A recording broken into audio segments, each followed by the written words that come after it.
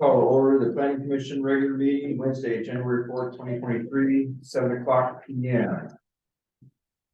And it's roll call, please. Commissioner Grott, Here. Commissioner Kinsley, Here. Commissioner Hall, Here. Commissioner Pickett, Here. Commissioner George. Here. There's been quick little change to the agenda real quick. We're not having to approve minutes for September 7th or November 2nd.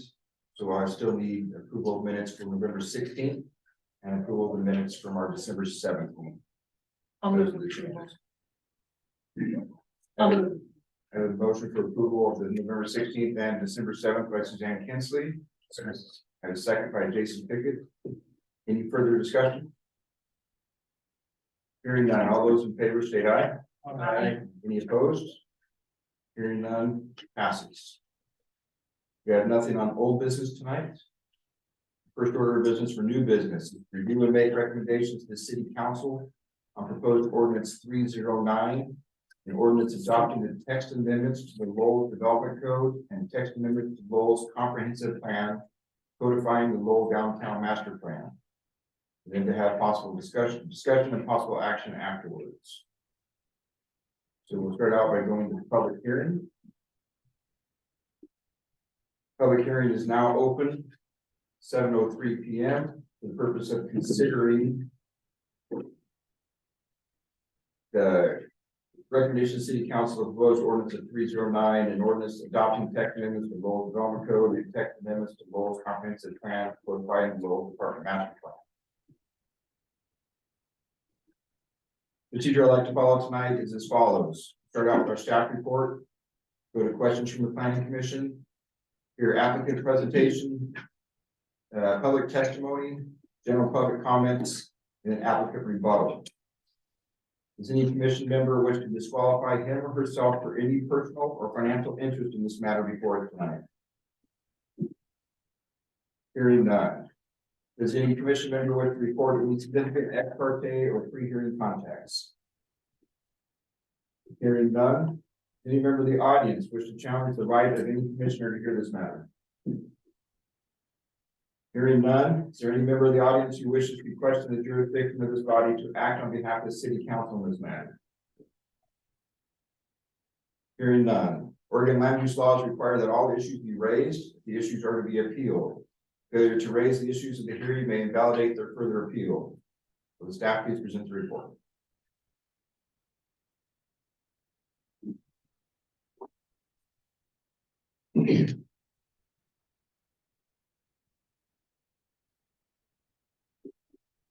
Good evening, everyone. You want me to just jump in, Chair? Yeah, so.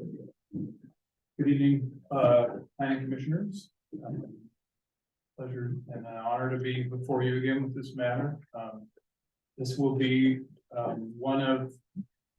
this essentially commences the formal process of the culmination of this code amendment update and the associated zone changes and comprehensive plan amendments that are associated with those. So this meeting is about, as Chair noted, the opportunity for the Planning Commission to hold a hearing, to hear public testimony, to ask questions, to review, and have an opportunity ultimately to provide a recommendation to the council. So the council will be the deciding body, and commission has the opportunity to guide that and provide the recommendation on the land use side of it. So I think Jeremy, if you'll drive, or sure, I can also drive, that's right there.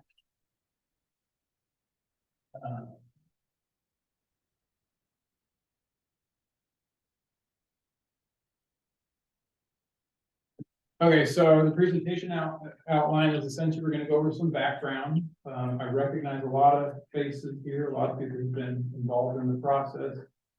Probably not going to go into a tremendous amount of detail because most of you have seen some version of this presentation before to give you the sort of context. So try to essentially touch bases on some of those for the benefit of someone who hasn't been, but try to get really to the detail here. We're going to establish again kind of this policy foundation, so the principles that really guided the process. And then focus on some key amendment themes and really will focus on the adjustments that have occurred since the group was last looked at these. So we had a planning commission and city council joint work session and brought the matters to you and received feedback. So we'll try to focus on how adjustments resulted from those conversations. So just context on the process in general, what you see in gray here is the process over the last couple of years to move this along. Series of community engagements, interaction with the formation of a code committee, reformation of a code committee, having engaged with that code committee, those code committees on a number of occasions, work sessions. You'll see on the bottom, those are documents that have kind of been the checkpoints as we've moved along, the places where we've checked in, gotten feedback, and made revisions over that time period. This is sort of an amalgam of two different code committees. We have a phase 1 and a phase 2. So you'll see the individuals who participated in the code committee. The code committee was established, made up of community members who provided a representation of different perspectives and helped us answer kind of key questions as we moved along, provided feedback, and helped us integrate some content into those updates that was then brought for broader review. Project management team ultimately did the work, the kind of worker bee component of this. So Jeremy Cottle, your administrator here in Lowell, participated in that. Laura Buell, who's with here. Laura, if you want to raise your hand over there in the corner, she's with the TGM program, which we'll talk a little bit more about, but it's essentially a Oregon Department of Transportation and a Department of Land Conservation and Development program that is shared and funded through those sources. Myself, Jacob Collister with the Lane Council of Governments, my colleague Henry Hurley with the Lane Council of Governments, and then we had an urban design consultant who was a part of the process. The same urban design consultant who participated in the downtown master planning process helped us do some of the implementation associated with that for some continuity. So transportation and growth management, again, this is a funding source that ultimately paid for this work to be done. The city applied for the funding, made a request for a series of specific elements to get some help with the code. The primary component of that was implementation of the downtown master plan, which has been adopted within the last few years. TGM essentially is about creating thriving, livable places with diverse transportation choices. They saw that as a good fit for their mission and supported the project. So the city provided an application, a letter essentially that the council signed off on, and provided a resolution of support to proceed with some research and answering some questions and making some progress on some things in the community. So we have that as a scope that emerged from that effort, with this full list of things to pursue and try to make some progress on. Another thing as a guiding component is the community's existing comprehensive plan. So the comprehensive plan is what lays out the policies and provides the direction for the community going forward. So when you're engaging in a process like this, I mean, it ultimately culminates in findings that you need to write that indicate that what you're doing is consistent with the planned policies. So we do a review of those to establish where the work that we're doing is grounded in the comprehensive plan. So here are a few, the findings will do a more thorough job of outlining sort of the specific goals and policies that are applicable, but here are a few context setters for this. So provide an inviting downtown core area, enhance with mixed uses, sidewalks, bike lanes, landscaping, distinctive lighting, and underground utilities. Goal 5, to promote residential growth in order to create a more self-sustaining community. sorry. Okay. Affordable housing, among the means at the city's disposal are code provisions for smaller lots, the provision of multifamily zones in the community. Housing costs, the city will continue to seek means of reducing housing costs in the city, reduced lot sizes, efficient planning, and inexpensive construction alternatives can be utilized to maintain housing within affordable limits. The city shall strive to provide all citizens of the community with the opportunity to live in sound housing adequate to their needs at reasonable cost relative to their income. The city shall support a wide range of housing types and innovative residential design and planning concepts. So just a little taste of the sort of policy framework that again grounds the work that we're doing in something very Lowell specific, right? Those are principles that the city of Lowell developed that we have referenced. So the Lowell Comprehensive Plan is this guiding document. The Downtown Master Plan, which was adopted, is a refinement plan to the comprehensive plan.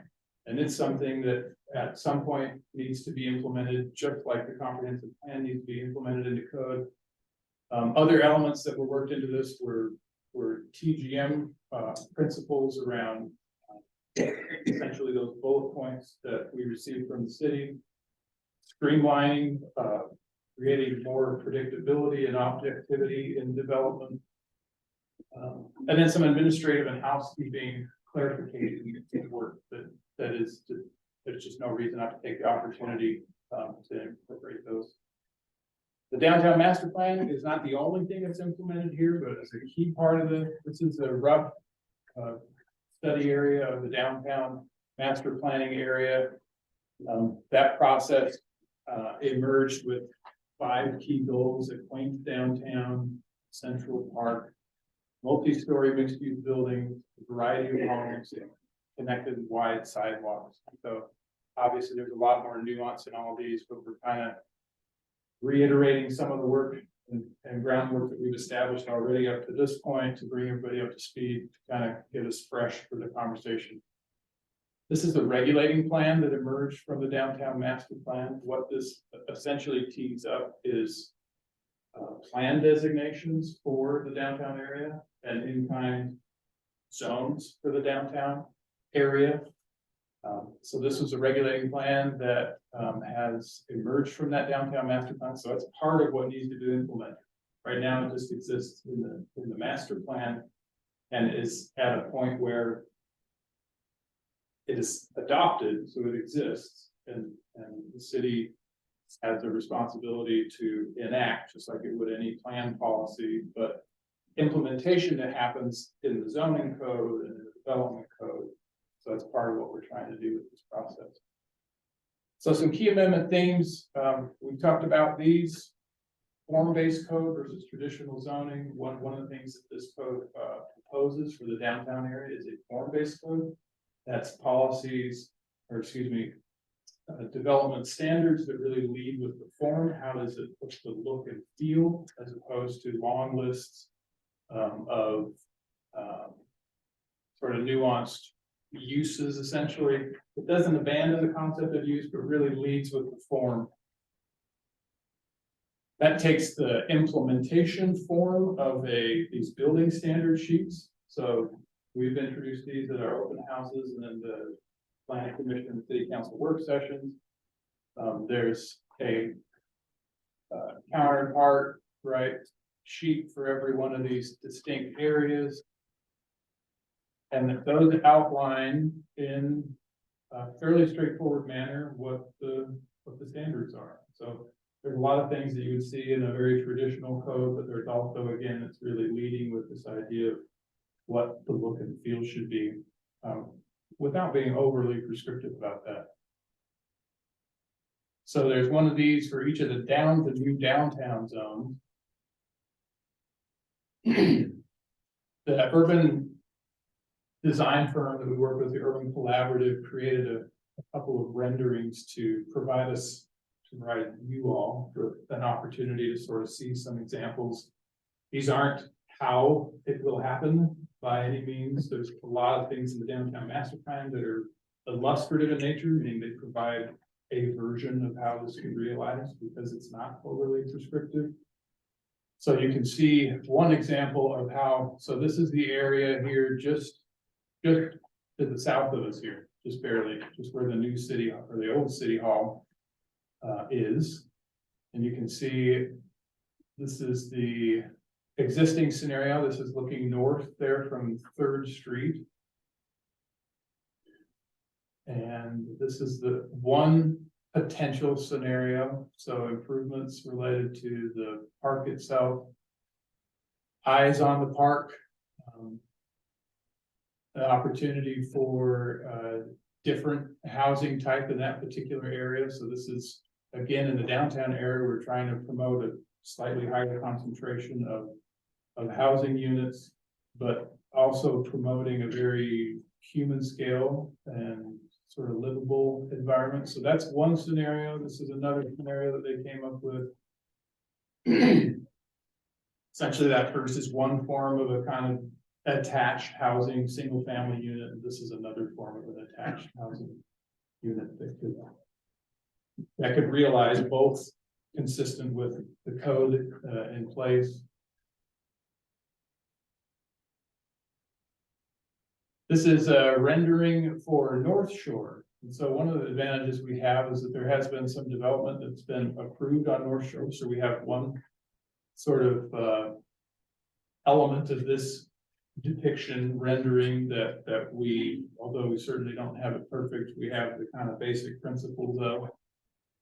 So this would be one view of North Shore as it currently stands. This is a scenario that contemplates one possible outcome of North Shore. So the development that has been approved is a ground floor commercial 2-story multifamily housing unit to the north of North Shore there. Existing development here, you can't really see it through the trees, but there's a building that's there now that essentially is conceptually portrayed there. Doesn't really do it justice, but the existing park area that is designated back here that remains, that has been expanded in recent years. And then this idea of sort of framing an actual corridor through Lowell. So plan changes that have happened to the regulating plan. The regulating plan as it was presented and adopted in the master plan, there's a few subtle changes that happened. So one of those changes was that public lands, all public lands have now their own, in the master plan, public lands didn't have a unique, distinct set of standards. So the regulating plan has now added standards for civic public. They're pretty minimal building standards and allow for quite a bit of flexibility. So this will be like the school, city-owned property. In the sense, the downtown master plan was adopted at the time, the school didn't actually own certain properties in this area over here. So they had to be reflected. You couldn't call them public properties because they were owned privately, but in the interim, the school has purchased those properties, so those have changed. That's a proposed change. One of the things that we'll be interested in hearing from the Planning Commission and Council ultimately is this currently is public designated zone property. This is just south of the new library and city hall site. And this is a site that has been recently partitioned in hopes of sale and redevelopment along here. It's not a very practical sale if it is has a public plan designation. And so while we're engaging in this process, it would make sense to redesignate it to something else if that's the ultimate aim. So we don't have a specific recommendation for that, but something like the downtown residential or one of these flex zones. So either this yellow here, which is really focuses on more traditional residential, or these flex zones, which have they have a range of potential uses.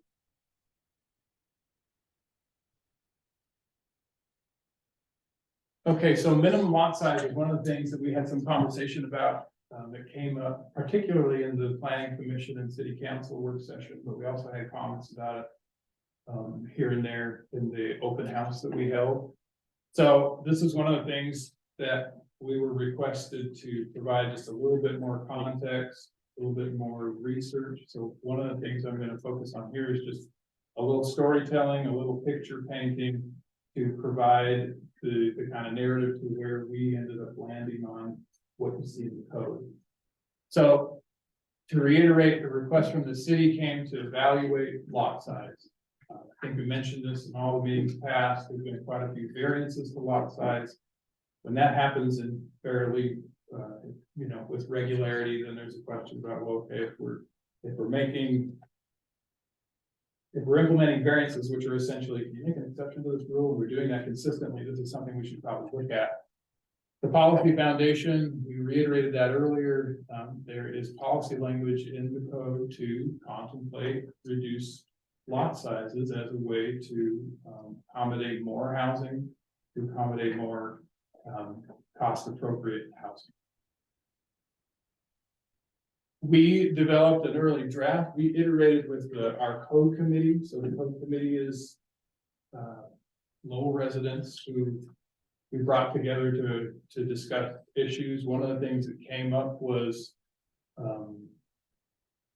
looking at that lot size dynamic and leaning into it. So with the lot size, minimum lot size of 4,500 square feet. We got quite a bit of feedback in the joint PC and CC work session about, primarily that seems a bit small. Could we get a little more context, a little more research on where that comes from? I think it's a very understandable dynamic that it can be difficult to conceptualize size, right, of lots and how a regular house kind of fits on a lot. What is my lot and how does that compare to what a lot should be like? So I thought it was very fair feedback to kind of do a little more work to put those lot sizes into context and to really review what it is that might be the best way forward. So one of the things that we did was look at, I hope folks can see that for the most part. One of the things that came up was just the kind of peer assessment. Let's look at our peers being smaller cities in Lane County and surrounding areas. At this point, Lowell has the highest minimum lot size. It's pretty run of the mill to have a 6,000 square foot minimum lot size. Oak Ridge has a 5,000 square foot lot size, which is kind of across the board. A lot of these communities also have, this is the R1 zone, which is a traditional residential zone. A lot of communities have an R2 or an R3 zone, and those then get smaller in size. So you're into the 3,500, 4,000. But we're really focusing on the R1 minimum lot size. So cutting to the chase a little bit on the proposal that we developed as the project management team and are bringing to the community and decision makers. And then we're going to provide a little more analysis here, but cutting to the chase, we had this sentiment both nested in the planning documents from our code committee representing one community perspective. Then we also had some concern that was raised by the open house and in our planning commission and city council work sessions, this tension of, well, too small, a little large. And so the proposal is for a 5,500 square foot minimum lot size. So what I want to do now is go down that path just a little bit. This is something I shared in another one. It was just a little too much work to create a 5,500 square foot lot graphic. This is something that's out there and available. So the 5,500 is about 500 more square feet for each one of these. But this again is an opportunity to kind of see how a 1-story dwelling or a 2-story dwelling of these various sizes, 2,700 square feet, 2,200 square feet, 2,000 square feet look on these lots. What is the dimensions of that lot? That's a good question. Probably maybe 50 2,500, I don't know. What's the distance between dwellings? Setbacks, right? Yeah, I mean, we're talking Yeah. 20 feet, 10 feet, 10 feet. Probably 5 feet on each side with 10 So feet 10 feet. collectively, yeah. That's based on whatever their setbacks were you set at. Current code. Current code. Yeah, good question.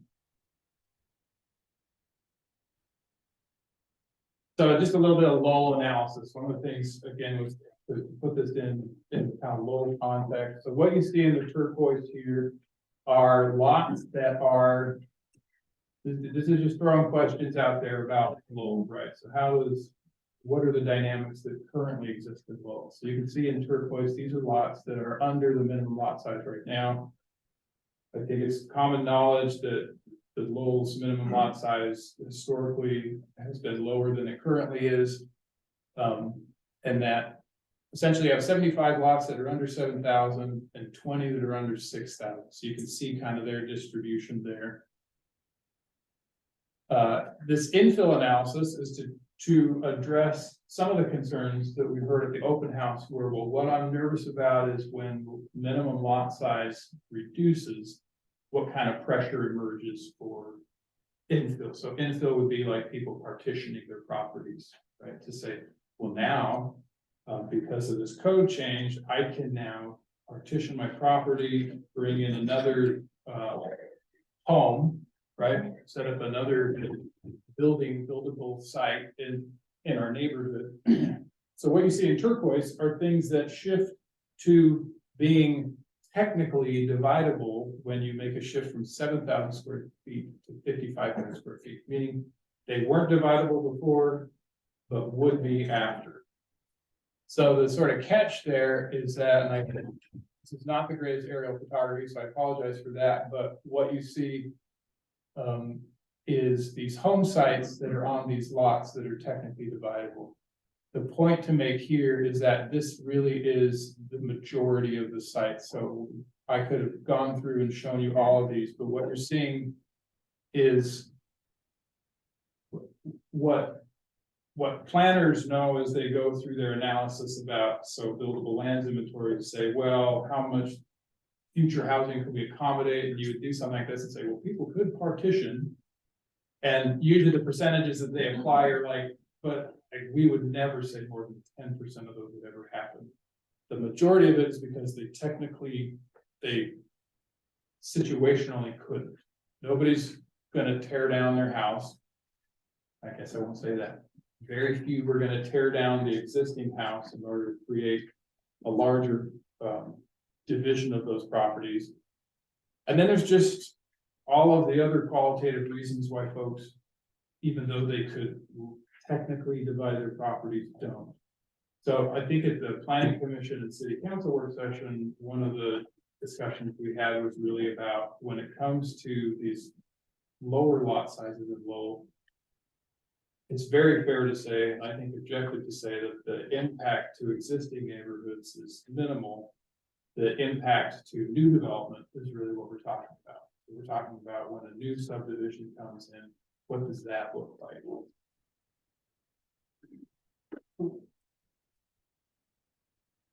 So just more of these lots.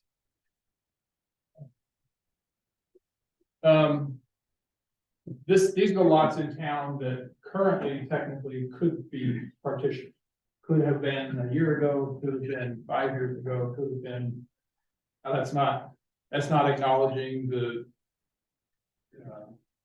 covenants, the CCNRs and stuff that I don't know about, but. Right, because you have lots up there selected that do have CCNRs that cannot be lower than. Right, so so we table that dynamic.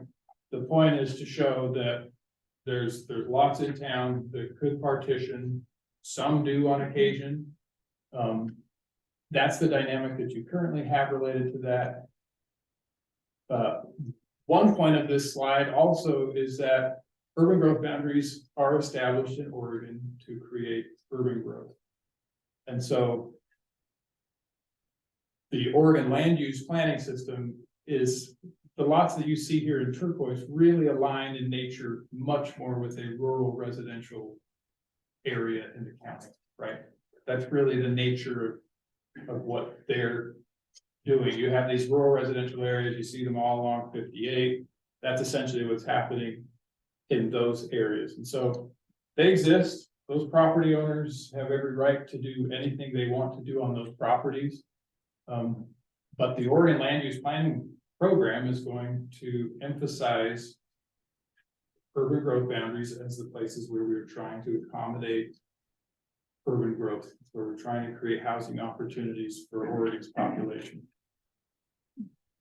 So Carroll Street here in Lowell, this is just down the street, or up the street. This is an example of a concentration of some of the smaller lot neighborhoods in Lowell. 3rd Street, which is just south of that, is another area where it's about 6,000 square feet. Then some other examples from these peer communities. So Trek Drive in Veneta, this is a street where the lots are about 5,600 square feet. Swell Ridge Lane in Cresswell, these lots are about 5,700 square feet.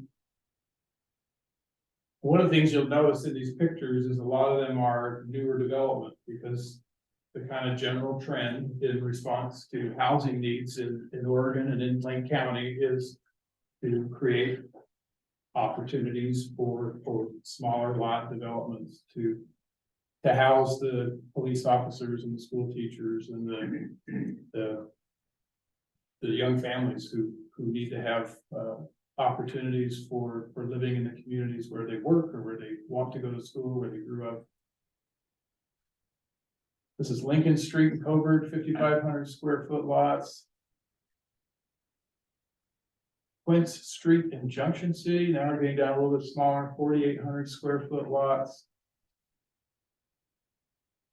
Spores Street in Coburg, 4,500 square foot lots. So you may be wondering how do these communities have these? We already saw what the minimum lot sizes are, 6,000, 5,000.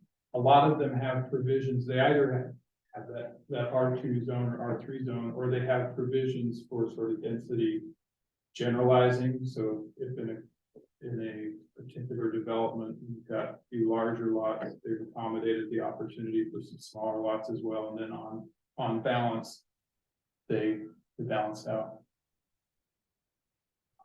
I don't know if anybody's ever been out to some of these new neighborhoods in Veneta, Rendezvous Loop in Veneta. These are 3,800 square foot lots.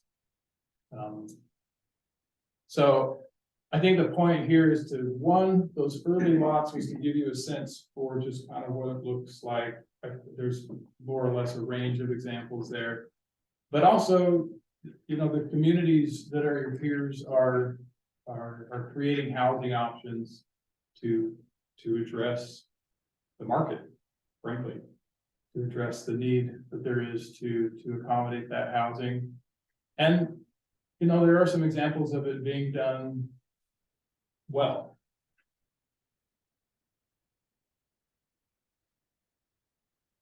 So that's the minimum lot size component. We didn't get a lot of feedback on the types conversion. So one of the things that the code update is doing is introducing the concept of types. It puts all of these applications into categorical types. These are categorized for ease of process, for ease of understanding for developers and applicants, but also for folks like the Planning Commission to just understand procedurally. We're doing a type 3 procedure, type 4 procedure. Some of the code updates are related to accommodating more housing types, again, in response to the code or the comp plan. So introducing the opportunity for accessory dwelling units within the community. So these are becoming more and more so commonplace in communities. Recently, the state of Oregon, although Lowell doesn't meet the population threshold, the state of Oregon mandated above certain populations that accessory dwelling units become an allowed feature in communities, so that again we can find ways to address the statewide housing crisis. Cottage housing, language is introduced. And then some language associated with, townhomes and other creative single-family residences within the downtown area. Some other amendment themes included off-street parking nuances, access, flood hazards. This is something that really just got folded into the work we were doing, as well as House Bill 4064, which again was just an opportunity to take a required update to codes and fold it into our process. It wasn't actually a bulleted list from what we were doing. It was just an opportunity to use this process to do something required.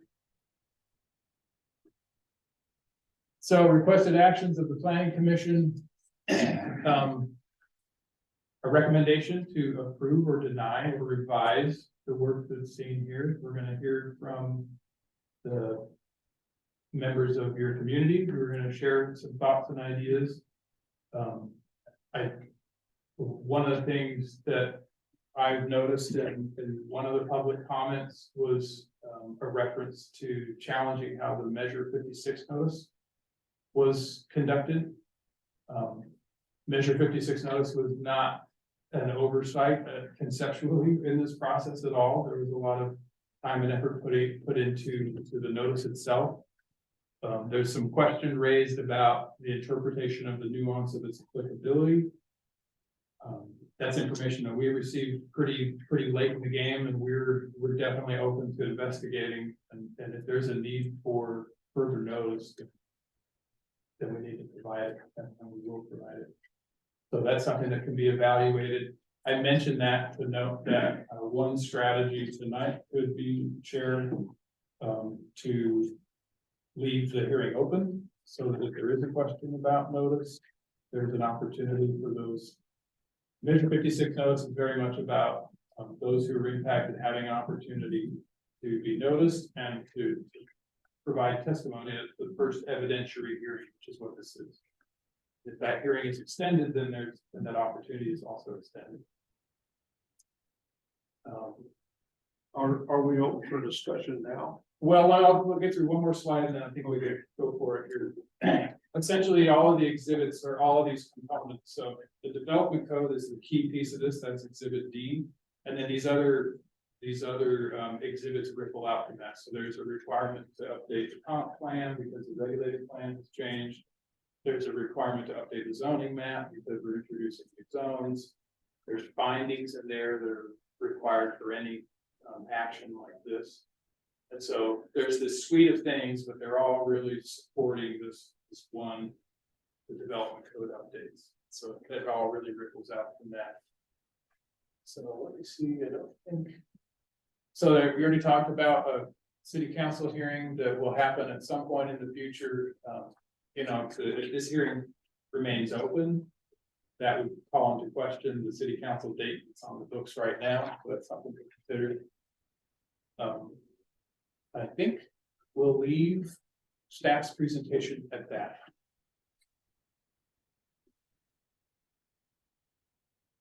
Do you have any questions for the commission? Staff? Yeah, I would like, I wasn't in the earlier meetings as I'm new, Yeah. but one of the things that I think is important for us to think about is you had a list there of the different cities and what their code was as far as size of the lots. And I think one of the things that make Lowell actually attractive to an awful lot of future home builders is to have a 7,000 foot lot or larger. And I have some actual knowledge about this because I've developed some property, and I spent a heck of a lot of money taking a piece of property into a 7,000 foot lot that was already set up for much smaller lots up here on 4th Street. And I think it was, I was anxious to do it because I think it was a good idea to have the larger lots. It's what separates us from all the rest. And if we're trying to attract people to come out to live out here, I think that's one big sell point. Can I add on that, Bill? Say again? Can I add on that? Sure. Well, you look at the listed cities. what's their population versus ours? Because to me, every one of those is at least twice our size, 3 times our size, 4 times our size, easily, on a lot of them. And like Bill said, we're a small rural community. And that's the draw for a small rural community, is a little bit more broadband. So I'm not completely opposed to new development, having a smaller lot size in those newer developments. I have a feeling that the small rural community is exactly that. So there is a proposal in here that it's broad sweeping across the entire scape of the city, that every lot now becomes eligible to become 5,000 square feet. Right? And again, you've already pointed out, they're tucked in, they're cut up, there's an existing house already, so it's gonna be very difficult, and how many lots would actually make that. But when you look at the map up there, on the outer edges, that cuts up a lot of lots. Yeah, we're definitely talking about. I mean, the idea of creating the smaller lots is to realize some smaller lots, right? So, Right. so the idea of like, we're gonna make this change, but nothing's gonna happen, is really a focused argument, which is, I think, trying to get at the primary concern we heard, which was, I'm really nervous that next door there's gonna be X, right? So part of that analysis was to show, and I think, you know, what plays out in most communities when this happens is that you're talking about new development. So you are talking about the properties that you described. Right. Short of the CC&R dynamic, which is sort of playing out how that impacts anything. So you are correct that Lowell's sort of technical peers, meaning like there aren't a ton of small cities in Lane County, right? So there's like 12 small cities. Sure. So Drain is smaller or as big, Holdridge is as big, Oak Ridge is ish, it's bigger town for sure. You're absolutely right, those other communities, you know, we're trying to get comparables to just sort of show how these communities are addressing that. One point to Commissioner George's comment, you know, one thing that we always emphasize here, and I know you know this, but for everyone else's edification, the minimum lot size means that you've enabled that lot size. You've absolutely not prohibited the larger lot sizes. So if you're a developer who's said, in Lowell, the market is this is what Lowell needs. You know, you take on the liability or the planning and the spec for how you want to set that up. There is a motivation that many developers have to try to get as many lots as possible. But a savvy developer in Lowell is gonna right size the lot sizes. But I guess the point that I want to make sure is really clear is there's not a mandate here to create subdivisions with 5,500 square foot lots, right? You can create as a developer the lot size that you feel is right. But you are saying you can go below 7,000. I'm saying I think you shouldn't. So one thing real quick also on this is, one of the other reasons, just remember why we even started discussing this, is because we had a large amount of variances coming in. Saying, hey, I want to split this lot. I mean, one down to 5,500 and the other one's 6,000. So we were getting so many of those variances coming into us to make those smaller lot sizes on properties. That was one of the reasons why we said, if we're getting all these variances, which then has to come to committee to request the variance, so that then they can turn around and do the build. Do we have too big of lot sizes? We were having so many of those coming in that it required us to take a look at it. And that's the other reason behind why this is here. And Just- those came just from a the planning reminder. commission? Well, it pretty much came from all the city, because No, we were seeing all the variances. Those come to the planning. Yeah. Okay, so Yeah. that's before me, and I think I'm the oldest sitting Well, new member on it. I actually applied for variance up on 4th Street because it was already done and the plumbing was already in there. And one side I really couldn't do anything else. We were gonna build any houses. We had to have a variance. But had I had that property in the raw without any plumbing in it, it would have been very easy to make it all 7,000 square foot lots. And on the other side, I did do that, and I had to change all the plumbing around to accommodate that. And so I I'm a strong believer that the larger lots will sell this city better than tiny lots. If you want tiny lots, you can go to one of these other cities. We have a lot to offer here, and that's just one more positive in my mind.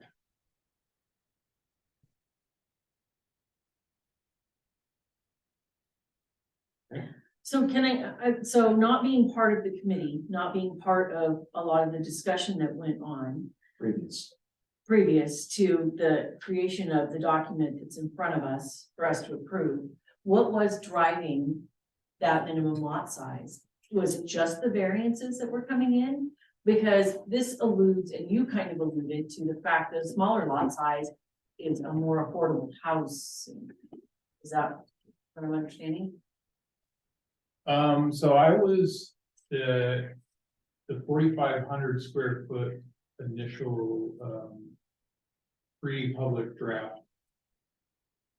Or excuse me, the first draft of the code, the 4,500 square feet was, a product of the code committee, I think in part recognizing the residents of the comprehensive plans charge to improve housing options and how you do that.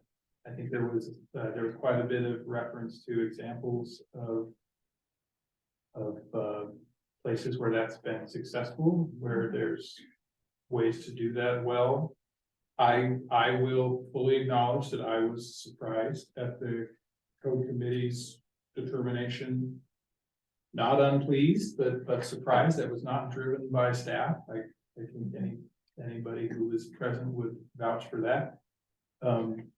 So it was a community. The reason we brought the code committee together was not anything we were going to stand in the way of. So, No, I'm just trying to get an understanding of, because a lot of this I looked through, and I read quite a bit of it. There just seems to be, it doesn't seem to fit for Lowell. And so I'm just trying to understand what the purpose was of these things, because outsider looking in, and I have a background, I'm in commercial real estate and have been for 20 years. I've done development, I've done all kinds of things. I'm constantly learning though, I don't know it all. And just so that I can make a better decision, I'm all about education. I don't sign contracts I don't read, and I don't make decisions on things that I don't feel fully capable of doing. Yeah. So trying to understand the drive, I see a lot of urban walkability, just those messages throughout the code changes. And I feel like maybe these aren't Lowell, this is somebody else imposing something onto Lowell that Lowell's never going to be. And I don't, walking in, I don't want to be making decisions that are going to impact people for 20 years from now, based on something that somebody who came into town and is no longer here put their light on this, and now we're left holding the bag, so to speak. So I mean, Okay. the concern makes all kinds of. Yeah, and I mean, I don't take any of this light at all. I have poured over this since Jeremy sent it to me. And then I got a new one and I poured over that to make sure I didn't miss something, because we had it updated. Yeah. And it was, so I feel like my head is just about ready to explode by looking at all of this. I'm thankful for these two letters, because I didn't catch either of these things in here. And then for me, how I operate, when I find something, I'm like, okay, what else have I missed? Because if I found one thing, there's more, and there's always more, but making, anyhow, that's just the things that are going through my head right now, and there's a lot. My head wants to blow up, so. I'm like Suzanne, I've poured through this most of the day. Yeah. And there's a lot of questions I have in it, and I really appreciate your narrative, but I look through the back end of this at the amount of it that hasn't been touched on. And I'm like, and you are expecting or asking us to make a recommendation on something that I don't fully understand yet. And I remember, was it November 2nd meeting, that when we were discussing this, that we asked that can we have a committee work session where we sit down and it was after the meeting had adjourned. And shame on me, I haven't brought it back up. I would like to have a chance, an opportunity for us to sit down and actually read through some of this and say, okay, I do understand that, and that does make sense, or wait a minute, there's things in here that I'm questioning that where we have great thoughts of sidewalks and amendment to not have significant adverse impact on public facilities and transportation economy on all the housing needs of the cities, where the urban feel is making it look like, well, all these off-street parking spots and the reduction of needing to have a vehicle. How are we gonna get to the supermarket? Jimmy and Mindy would love us to do all of our shopping at Bridgetown Market as we walk over there, but that's not realistic anymore, right? It alludes to a bigger town feel where we're walking to the restaurant or we're walking down to the corner store or market and having a burger and a beer and walking home. So the off-street parking doesn't say there's no parking. I know that It's not mitigates, it reduces. you think it necessarily reduces it, changes location, I think a little bit.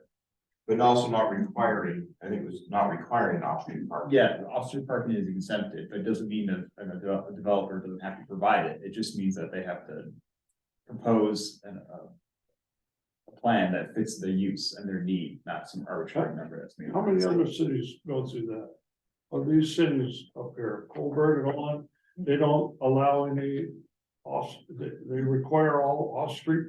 Yes, parking? You that can't is, park on the that's street. become the norm, is exempting off-street parking. And I handle that as a commercial real estate broker who represents a lot of tenants who want to go to Coburg and now refuse to go to Coburg because their people don't have any place to park to go and patronize them. So parking is a big deal. It is huge. And it is one of the hottest criteria in my job, and people want to know how parking is. If you're gonna put it. Here's my fear, is we're cannibalizing on ourselves by doing these plans of the streetscapes and everything else that are nice and beautiful, but are they realistic and do they really support commerce? Which is what this whole thing says, is we want to support the downtown, we want to support the commerce coming to Lowell, which is great, I think we should, but I don't want us to make a mistake. In here, in the table of contents, this is struck through. Light industrial is struck through. However, if I turn to the section where light industrial is, it is still sitting here. Is that a mistake? That's something we can address, certainly. So that's another thing about this document is there's a lot of things I feel that maybe might have been missed, that I don't want to approve this document until I can say because I have to answer to my constituents on this. And if this was someone like Bill and I find this and I go to the city hall to develop something and I'm like, oh, well, that's a mistake, that shouldn't have been done. Why did you approve a document that was incorrect with so many errors? I will add to that. When I first started up here on 4th Street, I had 7 acres to work with. And I got a hold of a surveyor to come and help me to set up the lots and do the plot and all that. His name is Lloyd Talbert. And he said, oh, no, not Lowell.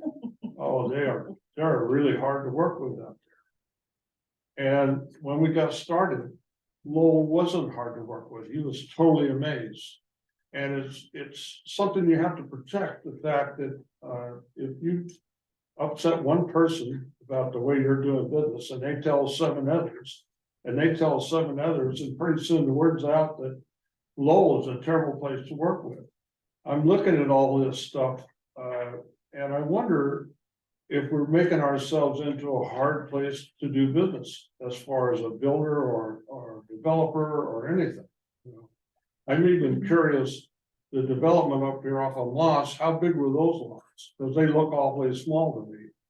You can tell me The that. new one? 7,000. The new. I the new looked it up. development. I just looked it up. Rescue Estates, Yeah, those are all minimum 7,000 square foot. They're they're all 7,000. 7,000. No, they're not all 7,000. I just looked it up. Most of them are 7,405. There are a couple that are 1/4 acre because it's slope. So, and yeah, build- They're above. Well, Yes, fine, but but there's that's the 7,000 and better. I like that. And even they look pretty close together. But go to San Francisco, they're right on top of each other. The lot line adjustment is about 2 inches, you know, and I just don't wanna go there. That's not what we are.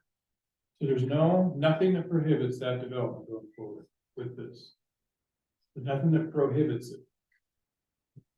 I want to be super, I mean, the idea that someone recognizing that this is low appropriate, this is the low market.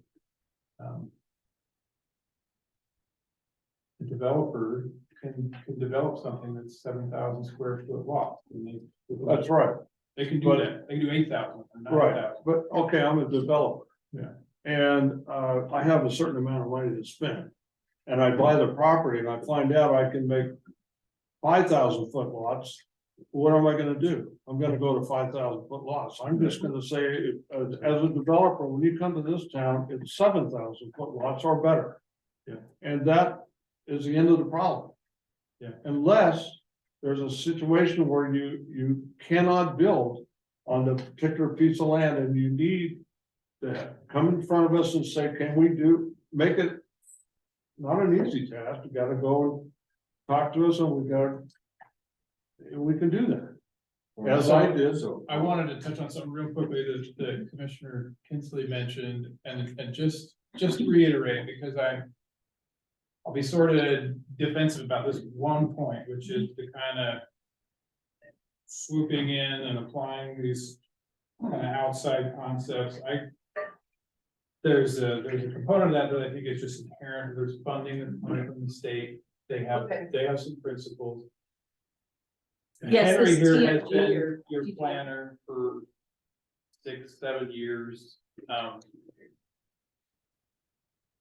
Your comprehensive plan is not anything that we wrote.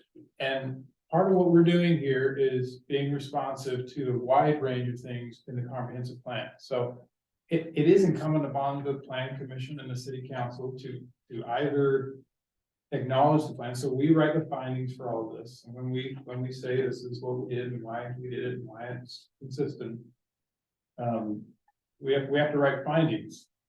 And so things like, we didn't write these goals to provide an inviting downtown core with enhanced mixed use, sidewalks, bike lanes, landscaping.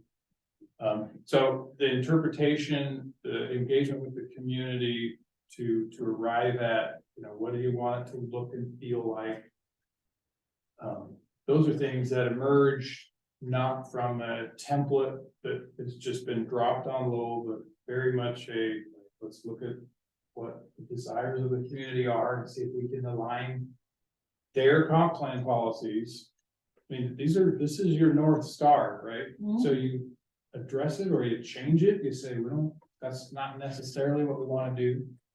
We want to kind of remove the idea of reducing lot size as a way to address affordable housing. We'll address affordable housing another way.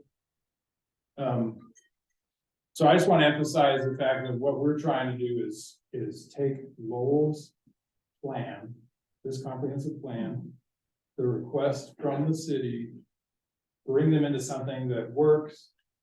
I would stand by, you may find a goof in here, and that's what this process is about. Mhm. It's not littered with errors. It's not littered with errors. Right? No, and I didn't mean to shoot the messenger by any means. I work with LCOG all the time. You guys do a great job. You really do. And I'm appreciative of what you do. I'm just saying that there are things in here and messages in here that just I haven't had enough time to disseminate it. I mean, does that make sense? You guys work in it, in and out, day and night. And I know I have clients who are like, I can't get my mind wrapped around this. It's like, okay, let's break it down again.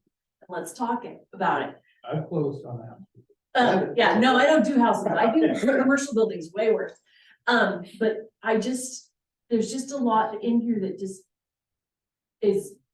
I don't know. Yeah. It's my. So one quick thought, and then I'll leave my thoughts addressed for a second. One was so we had our first iteration of this code was in March or something.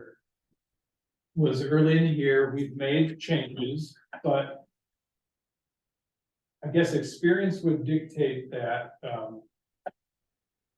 It is very hard to go through the code in a public meeting, right? Because like you said, you've got a lot of stuff here. It's difficult to go through a code in a work session. So the model for those who've done these meetings a lot is typically to discern the key issues, hear any additional issues. It's very difficult to go through line by line the code or present it page by page. So we're often with that. Mind numbing. Yeah, it's mind numbing for sure. And so part of it is to give a significant amount of time. I have so much respect for planning commissioners and city council people in small cities in particular, because there's typically not a stipend of any kind. It's just like, here's your stack. And but there is a point where it's just. This kind of reminds me of Congress is going through, they got 3 nights to look at 7,000. And they're voting on it the next day. or Right, something. so we didn't do 3 nights, we did. I actually sat here and voted okay for a building for the school. That had a schematic. And I've seen a few schematics, and I'll tell you what, I looked at that thing for, I've got a whole hour, and I still don't know what I voted for. And it was a building schematic that I should have known something about. You guys all assured me that you knew what you were doing, so I went with it. But, I'm looking at the same sort of deal here. I didn't realize that this was this large and that we were gonna vote on this tonight. I scrambled all day looking at it. I mean, I'm gonna pull it in a little bit. Let's go back to asking questions about what the presentation was. Discussion, we can still have at the end of this, and then we can have that discussion, so we can try to get through this. Not trying to shut you down, I just want to get, One point on that. I just want to get questions about what he presented. Just one thought that I had while Bill was talking about lot sizes. We're still not, I mean, there's still accessory dwelling units, they're still allowed for meeting the criteria of affordable housing. Right? So I mean, that's not on the table to me now. So I'm not trying to, I just want to keep our discussion for the end, so we can discuss it between us, but should just get to questions for the staff report. Is there any other questions based on our staff report?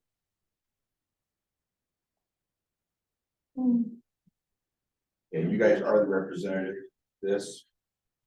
So now we'll go to the time for public testimony. Are there any members of the audience who wish to speak in favor of this proposal? Hearing none, are there any members of the audience who wish to speak against the proposal? Okay, stand by. If when you stand, would you please say your name, where you live, person at a time. Yep. You want that? Andrea Lewis. Sorry, did you close the podium? Here. I have a clarifying question. So is the proposal to 4,500 or is it 50? That's The proposal is 5,500. Okay, Andrea Larson, 657 North Moss. So as a member of the public looking at this, I know nothing about land use, zoning, any of that stuff, okay. But as I'm watching everybody here, this entire process right now tonight seems rushed, stressed, not thorough, not thought through. People haven't had a chance to read through all the documentation, and it just doesn't feel right. Now that's just me. I feel like the planning commission and people are under tremendous pressure, or are being put under tremendous pressure to vote for and just say yay without really being thoroughly informed or knowing what's in the documentation, and I don't know why that is. Lowell is never gonna be Benita. Lowell is never gonna be Crestwell.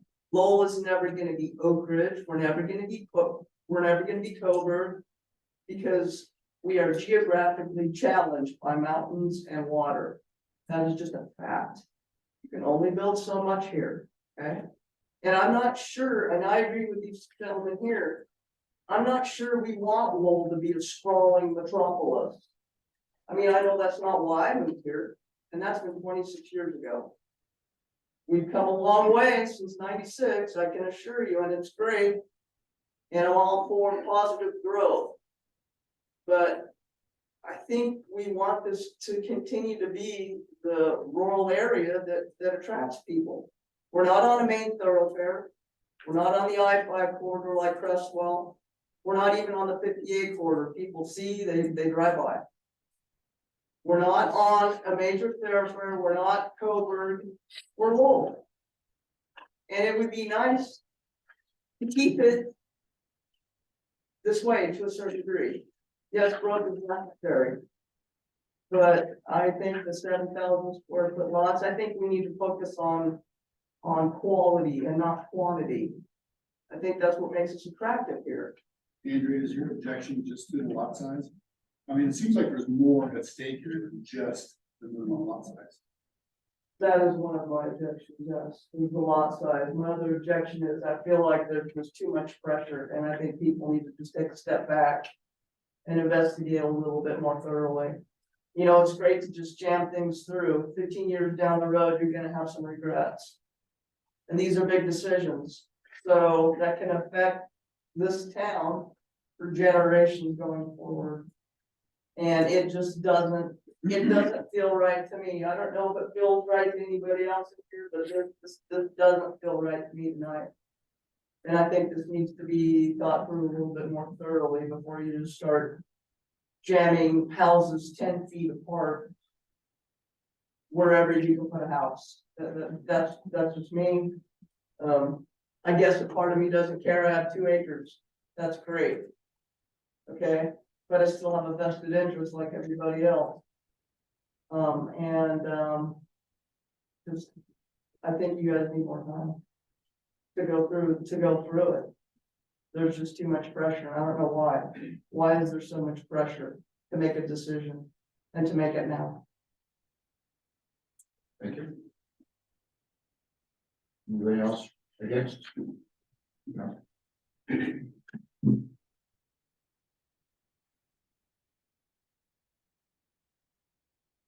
Hi, my name is Roy Nelson. I live at 40152 East First Street.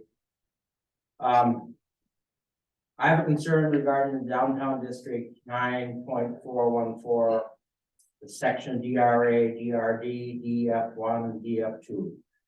Your proposed requirement for residential ground floor elevation to be 18 inch above the sidewalk elevation, which means you have 3 steps to enter your house. So I'm wondering, why do you feel the 18-inch requirement should, why do I feel the 18-inch requirement should be eliminated? First of all, why make it hard for somebody that is going to live there, go up 3 steps? They might be handicapped, might be old. We've all dealt with steps in the past where you almost slipped or fall or whatever. So why do you want to mandate 3 steps to get into your house? That's not done anywhere else in Lowell. You know, it's like, where did it come from? This will not allow a house to be built with a slab on grade. A lot of houses are built nowadays, not with crawl spaces, but just like your commercial building. Your commercial building is, well, you can be the same level as the sidewalk. It's mandated. So why do you want to have the house sitting right next to that commercial building to go up 3 steps? There's no requirement like the 18-inch rule for any other houses, any other place in Lowell. So why do you want to apply it to downtown?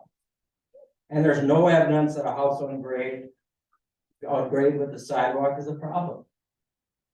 If you have data or proof of that, I'd be more than happy to listen. So I hope you consider eliminating the 18-inch requirement. Thank you. Thank you. Yeah.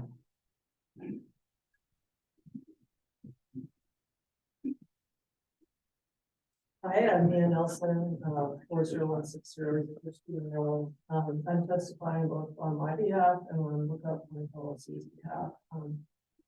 Just as a point of order, before I actually make my comments, I just want to tell everyone that the public notice that's on the city's website, when it links to the text that we're supposed to be talking about right now. It doesn't include the text. It has a link to the project page, the development code update.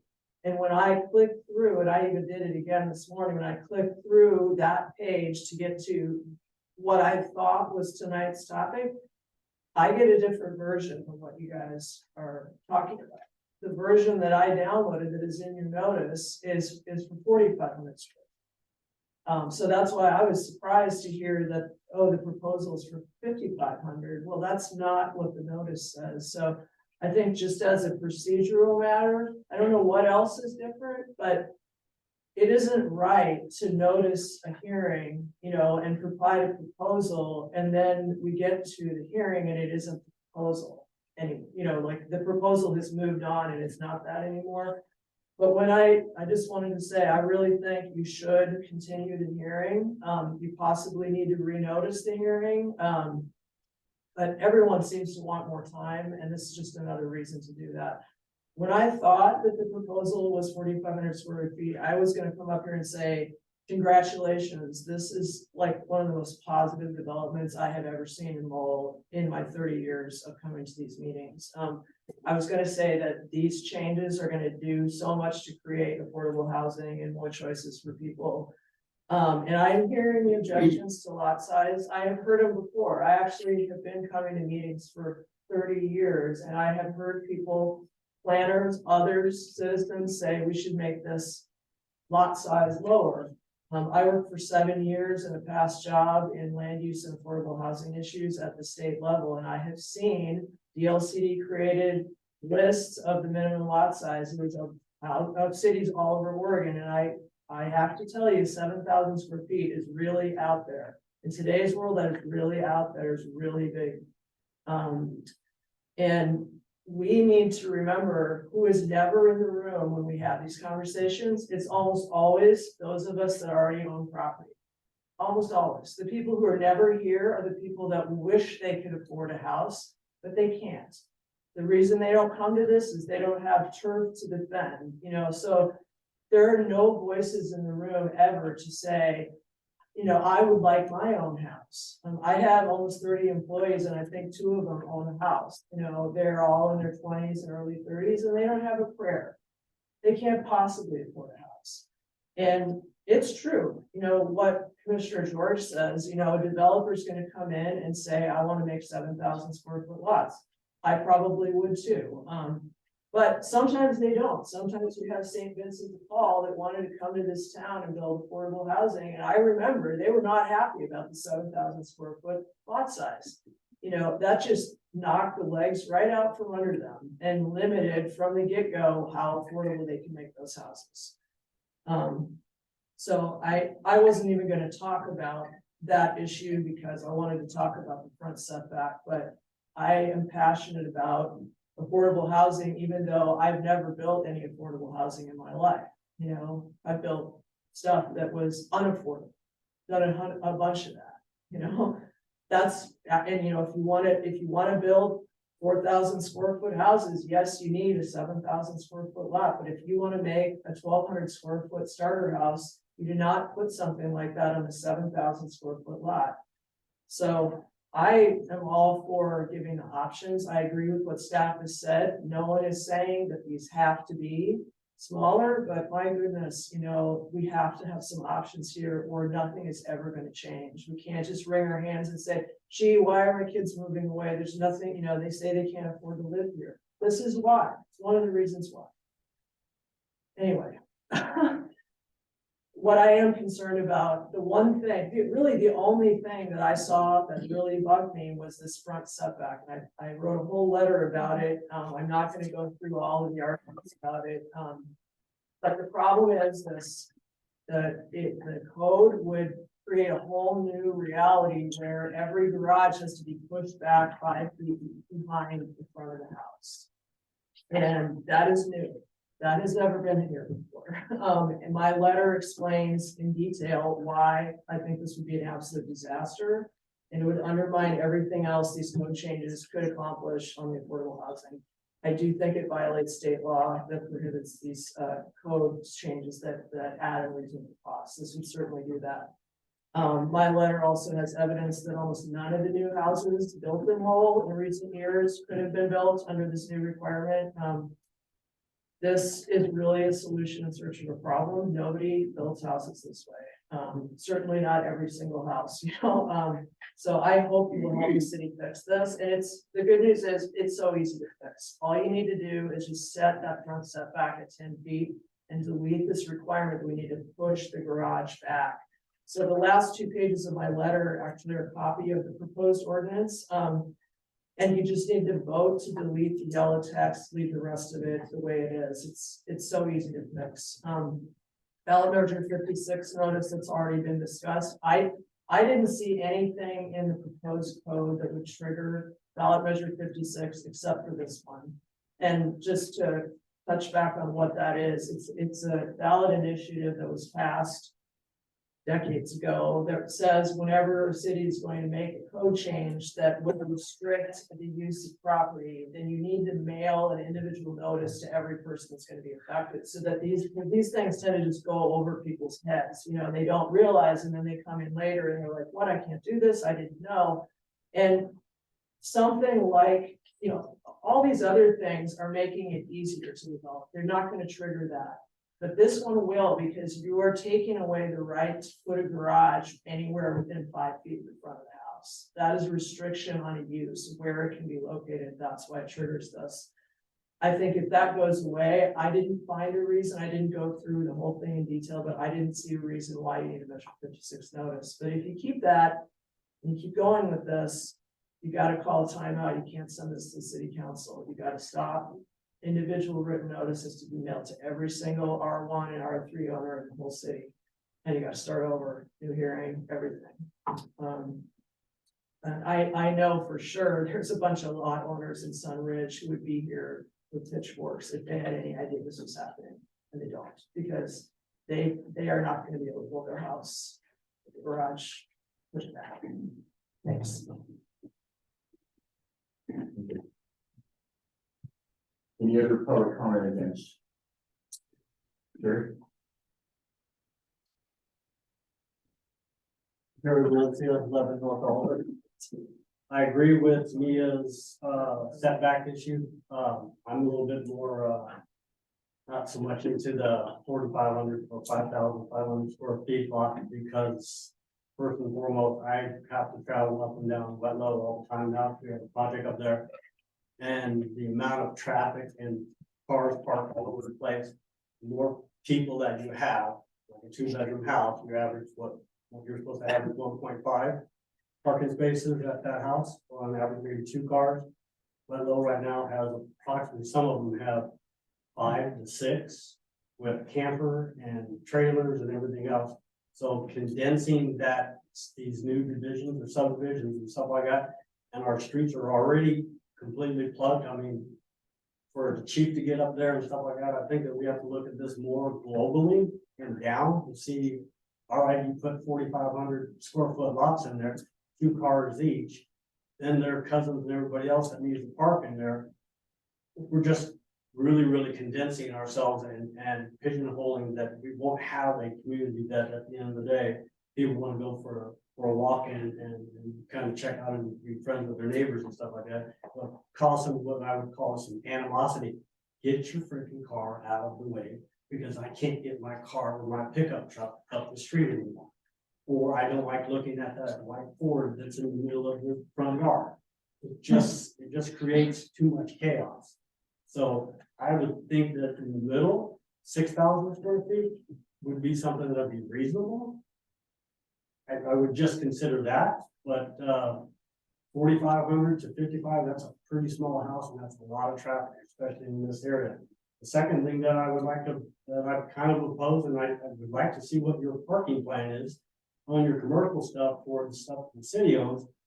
This off-street parking, when we have a wrestling tournament and we have nowhere to park anywhere, they park on my property on downtown, because people are just searching for parking spaces. And when we have some commercial buildings in there, we need to address that, because at the end of the day, where do you guys park? And we don't have, we're supposed to have some offsite parking, I'm required for our development, 1.5 for every 2 bedrooms that I have. You multiply that by the stuff that goes on across the street, that the city of Lowell and stuff like that's trying to do, and then this new or division of the front of City Hall. Where are we parking all these people? Where are we gonna have the commerce? And we're gonna have something that's gonna be actually somewhat safe and visually appealing to people when they come through this town. But again, I do agree with me on the setbacks, that's ridiculous. Any other public comment? Thank you. Do you guys have any further comments? Audience. Appreciate the thoughts. I guess a couple of notes just to touch on a few things. There was some talk about the pressure and the time frame. I guess I would just reiterate, we're not ignorant of the size of a legislatively marked up code and the number of changes that the city of Lowell requested for this TGM project. There's a healthy bullet list of things that includes things that are historic. Some of that red was processes that have happened historically that were waiting to be codified. You can pass an ordinance and then it sits there and it's like, why don't we kind of put it in the code? So, well, the next time we do a code update, let's stick it in. So the flood hazard is an example of that. I don't want to seem obnoxious. The one answer to the rush is that you tried hard. What I was going to say was bringing up the schedule timeframes. So we started in 2020. We started the conversation. There was a long pause. COVID created some challenges. We re-engaged, started presenting ideas with the code. Every one of those steps requires another review of a massive document. Right? There's no way to just download this stuff. It really is just it's decision maker, community member responsibility to get their heads around this thing. We could sit down in a meeting and go through all of it. We found that to be a fairly unpopular approach, not because it's not a good idea, but just it's hard to do that. So when it comes to the pressure, one part, full acknowledgement that this is tricky and we don't want people to feel rushed. So I would say, boy, if people feel rushed and they don't understand it, that's not what this is about. I'll interject on that too. You've got 4 new. Right, that's a very good point. So you haven't been on the ride. That didn't start back here in 2000 with this system. Yeah, that's right. That's right. Which that's a hard thing to parachute into. Yeah. No question about it. So that was a sentiment or a thought about that. The front setback, Ms. Nelson was on our code committee. She's been so incredibly helpful through this process. There's a lot of content in our code that was very much enlightened and assisted by her. The front setback issue, I think there'll be a point where that just comes to the decision makers. I think that issue is because of the fact you're looking at a smaller building lot, so you don't have a room. I do look forward to reading the 10-page document that Mia developed. That's, I think, going to provide some alignment. We've had quite a bit of back and forth with, so this isn't a blind spot so much as I think I would characterize staff position as interpretation that in parts of town, that code provision is highly problematic. Writing code for anomalies is not best practice. We have variances in place to address places where there's a genuine hardship. Let me just say, in this part of town, this code is very impractical. Variances aren't a fun thing to go through, so I totally recognize someone's aversion to a necessary variance. That being said, the decision really lies with a planning commission recommendation and the city council. I think if there's a sense that going back to the 10-foot and done, we don't have any business in challenging that any further. Our perspective was nested in a position that was kind of an anomaly and seeing it different than Ms. Nilsson did, meaning that we were seeing eye to eye on so many things. And so certainly don't question her perspective because we valued it all along. So I think that would be something that the decision makers would need to take up. 18 inches, I don't have a fantastic answer for that, other than that, you know, I don't know if Laura or Henry, our urban designer, part of what that does is it contributes to the human scale of that environment. If you think about some of the picture that like neighborhood that most people think of, it has that elevated entry, it has an elevated porch. So in a downtown setting, that's a design feature that is pretty common and aesthetically pleasing to most people. So I think the concern about access for older folks who don't want to have their visitors or themselves walk up steps, that's a valid one. There are certainly ways to address that, but I think that's the depth that I can respond to that. I don't know if others want to add to that. Well, the 18-inch likely came from the master plan process for downtown with the goals, the Wayne downtown area. That's how you create that vision for downtown. But slide with the 4 main goals that came from that. Is all of Flex R1 requiring that 18-inch height? So R1 and Flex are two very R1. but R1 is not in downtown at all.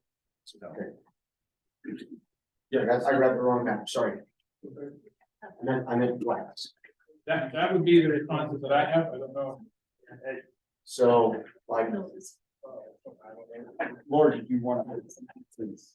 Yeah, typically, residential uses in the downtown setting are, required to be somehow elevated a small amount, or set back a small amount to create,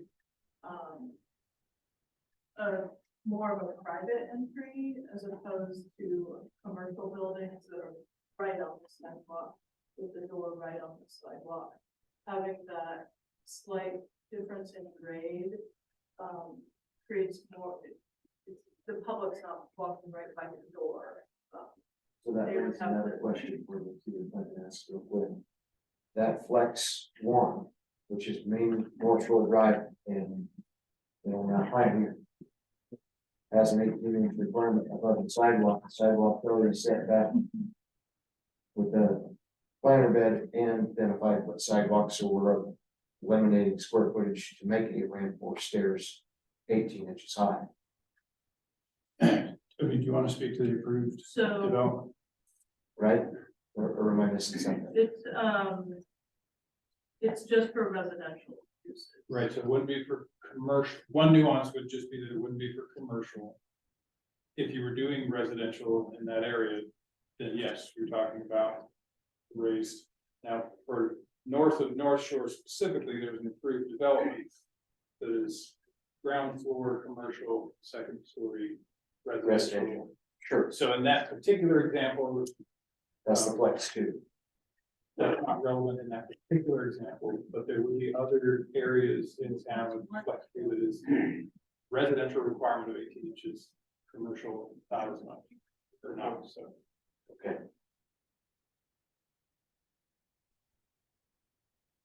You guys have anything else to add? Thank you. Laura, if you have anything else to add? No, I mean, that's the reason for the 18 inch. Yeah. Certainly the accessibility issue. Can I say something more in regards to the 18-inch rule? Yeah, real quick. Because apparently she's public, right? I just want to say, A lot of houses in Sunbridge have what they call universal design. So there's no step to the front door, from the garage into the house, there's no step. That's a trend of building so that everybody can access it. It's a simple idea. Make your doors wider, but first of all, make the entrance so you don't have to go upstairs or a ramp or something like that. Forget about the ambiance. If a developer wants to put a 3 feet off the sidewalk, fine, but don't make it mandatory, is what I'm trying to say, because we're not back in the 20s when everybody sat their front porch and waved to people as they went by on the sidewalk. Nobody does that anymore. Oh, my. Well, maybe a few people do, but make it easy for access for people. Thank you. If you guys, So I have one question on that. Is that mandatory steps or can it be a ramp or is it just 18 inches? Any way you slice it. Okay, So it would be a ramp, because you have to have ADA accessible. all right, any further comment, you guys? So if there's no further testimony, public hearing is now closed and. Oh, sorry, Ron, you're right. There's a concept that you should entertain a motion. So with this information we're having tonight, we have kind of 3 options. We can either leave our hearing open to take care of some of the issues we've heard today and bring that back to us and to look at making sure we get the information out to making sure that it gets out to all the proper people. Yeah. Or we can do a vote. Those are our 3 options. Proposal is to leave it open so we can address the notice information. Is that correct? Or is it going to address everything that we? So I think one concept for leaving it open is that if we conclude and we're not prepared to refute that the measure 56 notice should have been broader. So by extending the time frame by leaving it open, we afford those who were not noticed, who should have been, an opportunity to provide testimony at the first evidentiary hearing, because the hearing remains open. So we would recommend, if possible, extending the hearing to a date certain. What that does is enable, it allows us to not have to notice the hearing further, that we've provided an opportunity here. Those who need measure 56 notice are going to get a written notice. That notice, though, needs at least 20 days. So you're talking about being out a while. So that's for the hearing. We could also, the city manager believes suggested that it might be possible to meet in the interim, and the planning commission is open to meeting to have work sessions. Those need to be noticed and are essentially public meetings, but they're work sessions. Yes, Mr. Chairman, I would propose that there are 4 Wednesdays between now and the first Wednesday in February. If you spend 2 hours each night working on that, that's a total of 8 hours. Which I believe would be sufficient time if needed to work through. We can get as detailed as we need to get into the text of this and get some decisions made. My question on that is, if we go back and make more changes, that changes the notice that we've currently given. So then we would have to renotice everybody because there's new changes in the form. Is that correct? Well, you can provide recommendations to council for changes, right? So tonight you could have adopted, it's the opposite of approved, deny, or revise. So you could have said, our recommendation is that you adopt with the following revisions. So you could spend a month developing your thoughts about those revisions. This could culminate in another hearing that occurs in February, which provides enough time for additional notice, and the hearing continues. And Anybody who wants to provide testimony can provide testimony at that hearing. And so maybe a reasonable cushion into February, but I just want to make sure we definitely have time if we determine maybe. Yeah, but I think the January's off the table, 2 days. So we have to do this before February or have it, final decision by February 3rd. We've got another pretty interesting meeting coming up on February 3rd, might take quite a lot of time. And I'm not prepared to vote on any of this stuff tonight, because I really don't understand it. I am in favor of the work sessions. I don't think we need to do every Wednesday night. We could probably do a Saturday, because some of us have to work. I don't. So, anytime for me, but maybe we could go for a Saturday afternoon or something like that and cover this stuff. So we've got a pretty good grip of what this is really all about, not to try to change it, but try to understand what we're supposed to be voting on. And, I only say that I've been around this council and city for a little time, and was on the planning commission some time ago.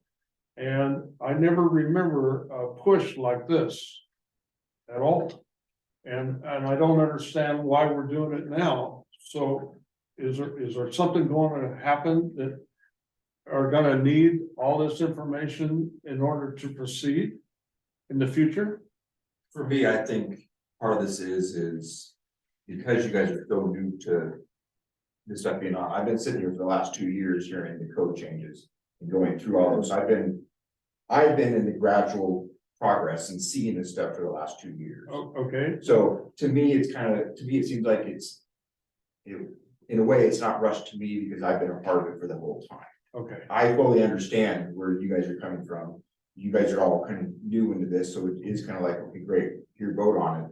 And you guys have only been on the commission for a short time, so I understand. A question, are you prepared to go a yes or no on this tonight? I feel like I have a good enough understanding of it that with revisions, I would be happy with it. Yes, Okay. but once again, I've been through the process. I've been on the code committee early on. I was on the development thing, so I got early introduced to all this stuff. I understand where you guys are coming from, and I support the fact that we're not making a snap judgment. That's the choice that we make as a group. It's not intended to be rushed. I think the rush part is because you guys are new at it now. All of a sudden, it's like, oh, here's all the stuff we've been working on for 2 years that you guys don't know nothing about. You haven't been part of the process. So that's just my feeling. The rush part of it is, it's not intentional. It has been 2 years. Yeah, but that out, I already agree wholeheartedly with that. LDOG team and you have all been from ground floor. Right. When this whole thing started. So So I stepped into this November. absolutely, and so I'm agreeing with you that I believe that you guys feel probably like it's a rush because of where it's at. And I don't think we should make any decision if that's the way you feel. So I don't think there needs to be a motion related to work sessions. But it would be nice to create a motion for a Leaving it open. continuance of the hearing to a date certain in February. That would be meaningful. Are we able to push it out to March? I would Lauren? like to remind everyone of the expiration date of this intergovernmental agreement, which is, the end of March. It's the end of March. Yeah, it's March 23rd, I think. So what that means is, based on that agreement, and the expiration date, city council has to make a decision by that date. Well, By March 23rd, is that what we did? Laura? Let me confirm that. March 15th, March 15th. isn't another way to frame that, Laura, would be that the work for which TGM is paying would need to wrap up by the end of March. Yes. And hopefully we By make mid-March. quite a bit of progress if in whatever scenario the council needed to meet in April. And then you're in a position where maybe you're hiring your planner to represent or something. Right, it's not that the work would end, but the payments to LCOG for this work from the state would end. Is there an option to ask for an extension to that intergovernmental agreement? I would encourage the planning commission to set an earlier rather than a later date for this hearing. And so it looks like maybe we need to meet on Wednesdays, maybe a Saturday. Depending on what it takes for us to get up to speed, where we're confident, come to a meeting. Wednesdays are best for me. Personally. Jeremy, as far as the calendar goes, can we fit something in the middle of February and still allow enough time? If we were to do a second planning commission meeting in February? Yeah, I think a second planning commission meeting in February is doable. And I do not think you should take this up on February 1st at all, because you already have a packed agenda that night. Right. I don't think we have enough time, just barely enough time. Yeah, so perhaps February 15th could be doable. And that would still leave a month and a half or so time on the contract. A month. A month. So we have that option in front of us. Do I have any motion? All motions. I'll second. Do I have a motion to extend public hearing, To continue the public hearing. continue the public hearing till February 15th? Yes. At 7:00 p.m. And I have a second from George. Is there any other? But we get to have a work session where we. That's separate. That would be handling community planning. Giving us in here. So the first and the second, do I have any other discussion? Okay, all those in favor state aye. Any opposed? Okay, so that motion carries, will remain open until February 15th. Does that affect our second agenda item? It does. Tonight? Yeah. I mean, Yeah. Well, that's agenda two is to the planning commission if they want to continue on for. the second item is the rezoning of the property. Oh, isn't that based, that's based off the codes, right? Yeah, Yeah, that's all combined in those two ordinances, like Jake was saying. The code update is the main, change, but everything else needs to be updated along with it, so. It does. but don't we need to do the vote on this as well? I Are you think. talking about number 2? Yes, I guess, you could pass a motion to postpone item 2 to February 15th. okay, so looking for, I'll move that we postpone item number 2 of tonight's agenda to February 15th. second, as a first and second, do I have any discussion? Hearing none, all those in favor, state aye. Any opposed? Okay, so the second one will be moved to November 15th. February. Sorry, February 15th. All right, you're right. Okay, Mr. Chairman, while we have everybody in the same room, I believe it'd be a good idea to go ahead and decide on some work session days and times.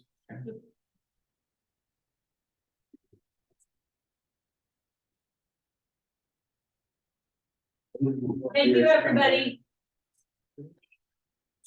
So I will note, and with Laura here, this will be helpful, we have some contingency items that if we could probably support 1 or 2 of these work sessions.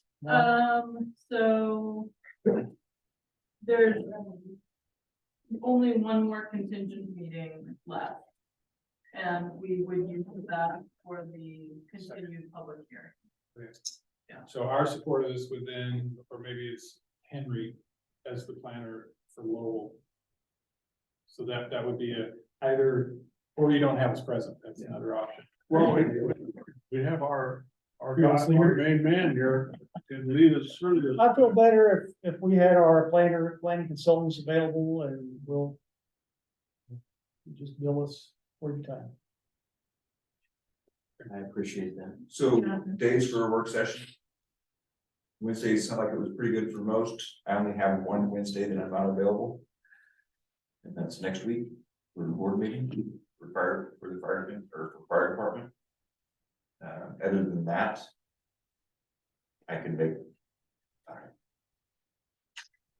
On Wednesdays. I would, I'm sorry, let me put out one more thing, real quick, and go Wednesdays.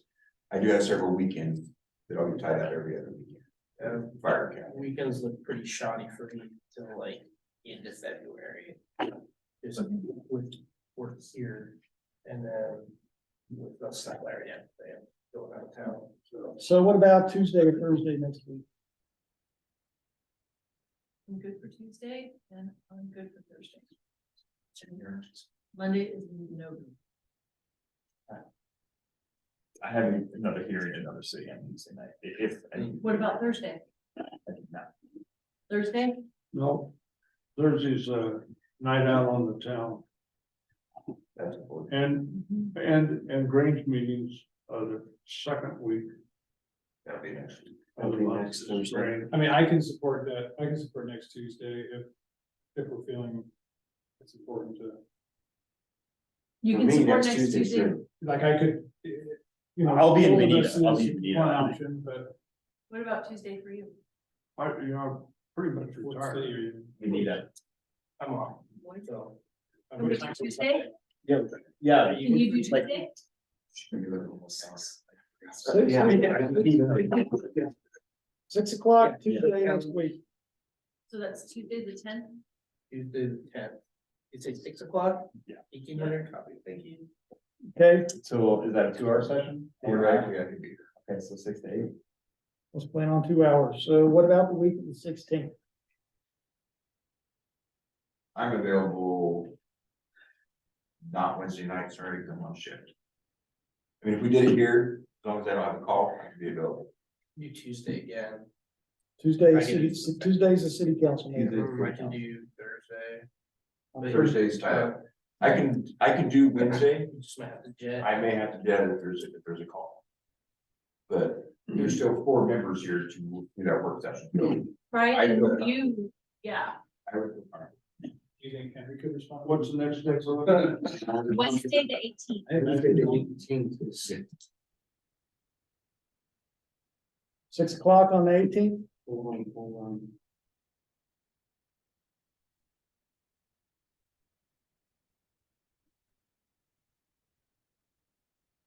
10th.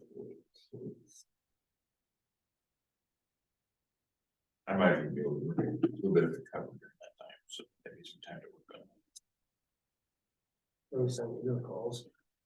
Well, I might be able to talk Billy into covering for that. First couple hours, We yeah. need Wednesday the 18th for everybody else on that. Okay. Okay, let's look at the week of the 23rd. So we're gonna do the 18th for 25th. That's for Wednesday. That's good for me. Yeah, I can do the 25th. And Wednesday the 18th at 6 o'clock, you said? Correct. Yeah, that'll be 6 to 8. Week of the 30th. That would be. Hold on, what's the week of the 20? Week of the 30th, we have our planning commission meeting on the first. That's Yeah. probably So not a that's good week to Wednesday. do anything. The 20th. Right. For those of you that have been through this STEM term from the last year and a half. Do we really feel like it's gonna take 8 hours to get through this to answer a question? Yeah, that's what I'm starting to think. I think. We can always work sessions. We can always, as the work sessions are coming up, we can always say, hey, we're good, cancel the next work session. Okay. Yeah. Let's schedule these 3 just that are on my calendar and we can visit at it at the end of the second one and see if more. So what's the date? Well, we have enough time for notice. If we take off until the last week, we have enough time to notice the next week. It's the 10th. If we said we wanted to extend it 25th. one more week. We have to notice these work sessions. No, you don't. You don't. These are work sessions. These are not public. These are not. Okay. I just post the agenda and that's. Okay, I was under the assumption we had to post. Okay, so the first 3. So 10, 18, 25, 6 P.M. Correct. And then we assess on the 18th how things are going, if we think we need to shoot for something in between 25th and the. It's just, for me, let's roll through it and See how far we get. when you say something, I really don't understand, so wait, let's stop and go over that one. And then we can keep on going, as long as we understand where we're at with it. I don't think we're out to change anything. I just want to know what the hell is in it. I think it's inspired. I think it's a good idea. It's, yeah, think of how much more prepared on the 15th will be to share. Have the discourse. Yeah. So I'd like to have a plan going through this. So can we like say section X from to N, you guys read it, Do that. have your questions.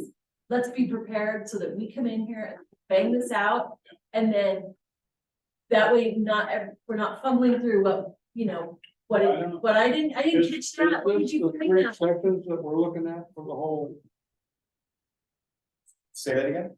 what are these three deals? Okay, so the comp plan is showing you the changes that need to be done to your comp plan, because you're updating your code, and they're very minimal, surgical in nature. Okay, so that's a couple hours, That's the comp plan.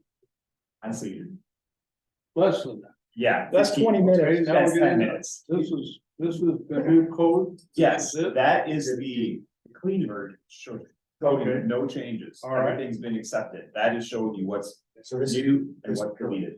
Okay, That's But clean. this That's how it's gonna is look what, on stuff. this is what we're voting on. right here. Correct. Then, Ish. I mean, I think Then what here we Oregon are. has created a lot of resources. this is what we're gonna look at. 2 hours here, 2 hours there, 2 hours there. Well, so what I would suggest, and we've done this before, is. And it's one of the tools for doing this, is like, we're gonna show you where changes occur. We're gonna, and that stack right there is literally gonna go down to, because like Henry said, that's the comp plan with a few changes, like very few changes, so like 3 pages. Yeah. Then there is a document that is just the code right now. This is the state, You right? can set that up. Yeah. Here. This is the markups, and this is what it's going to Correct. look like, So and what it does look like. what it will look like once adopted. So these are the same. This is, yeah, they're the same. This is Okay. what, if you want to see That's gonna look what's hard. deleted, this is what you should look at. Okay. That's why it says marked up. So there's really, So there's really This is this, what we you know, do. really 20 minutes of this. The rest of this is All right. one full draft done. How are you want to break it now? I mean, I would The suggest, same things. if you'd entertain the suggestion that maybe This is. we can either come up with something tomorrow that is like the Commissioner Inslee's thing.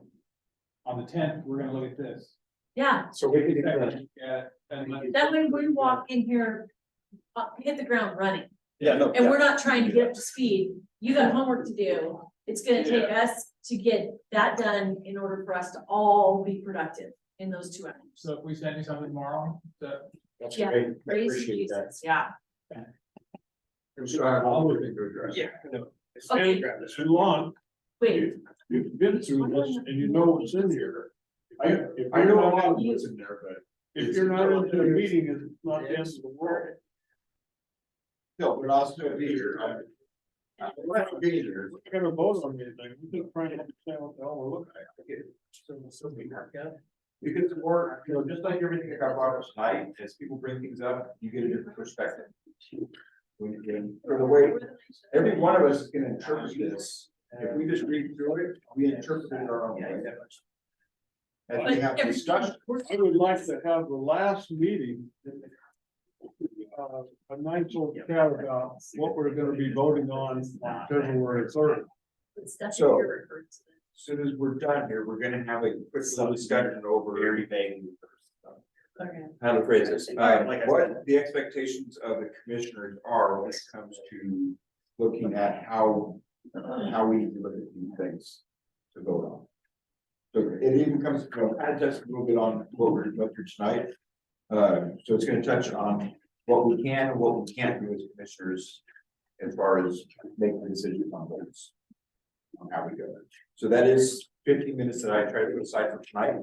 For us to touch on, if you guys are willing to hang out. with us longer. Absolutely, we're here. Jeremy has a section to bring up for us, so we can kind of go over those things, so that we can have a better understanding of. If we're voting on zoning, what we can and can't do, or we're voting on something else, then same thing. I'll make a. So that's what it's put together. So that is agenda item, the third one on our list. Thank you, Laura, for being here tonight. Yes, thank you very much. Which clarification we can say. So I talked to Jeremy after some of the discussion at our last meeting. Thanks for that. So he put together, found some stuff You guys next week. to look at. And this is just basically, once again, standards and criterias of which we can base our land use decisions on. this will come into play with what we hear next month. So we'll kind of, for this, as far as to have a good understanding of what we have to look at, what it has to be. I guess in my way is, if they meet all the criteria, what we have to do because they meet all the criteria versus what we want to do. And where that fits in there, so. Where our lanes, Where our lanes are. Jeremy's got a way to show us, so it explains it. So this is still. Session. It's still a public session, yes, yeah. Still being recorded. Correct. Yes. All right, and I've provided everybody a handbook on Oregon Planning Commissioners. You all have a copy of that. This is out of pay chapter, let's see, chapter 4. It's in here. No, I can, with your new planning commissioner orientation, I handed you a handbook. Okay, This is out of that. okay. So chapter 4, making land use decisions.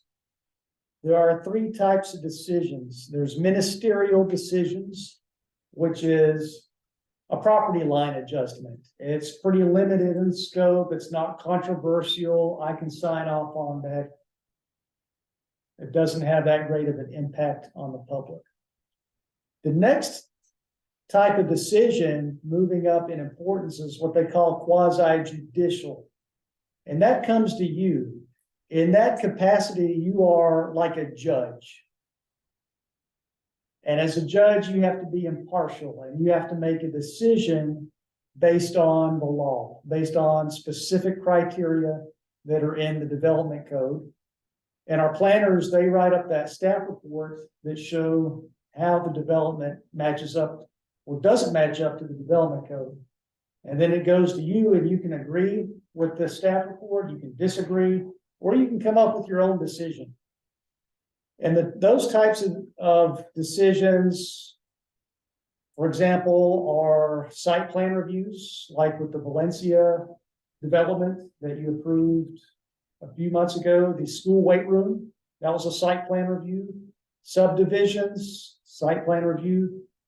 It's has a bigger area than a ministerial application, but it's still limited to 1 or a few properties. And it doesn't really involve a policy decision. You're looking at the development. Does it meet the criteria? If so, you have to approve it.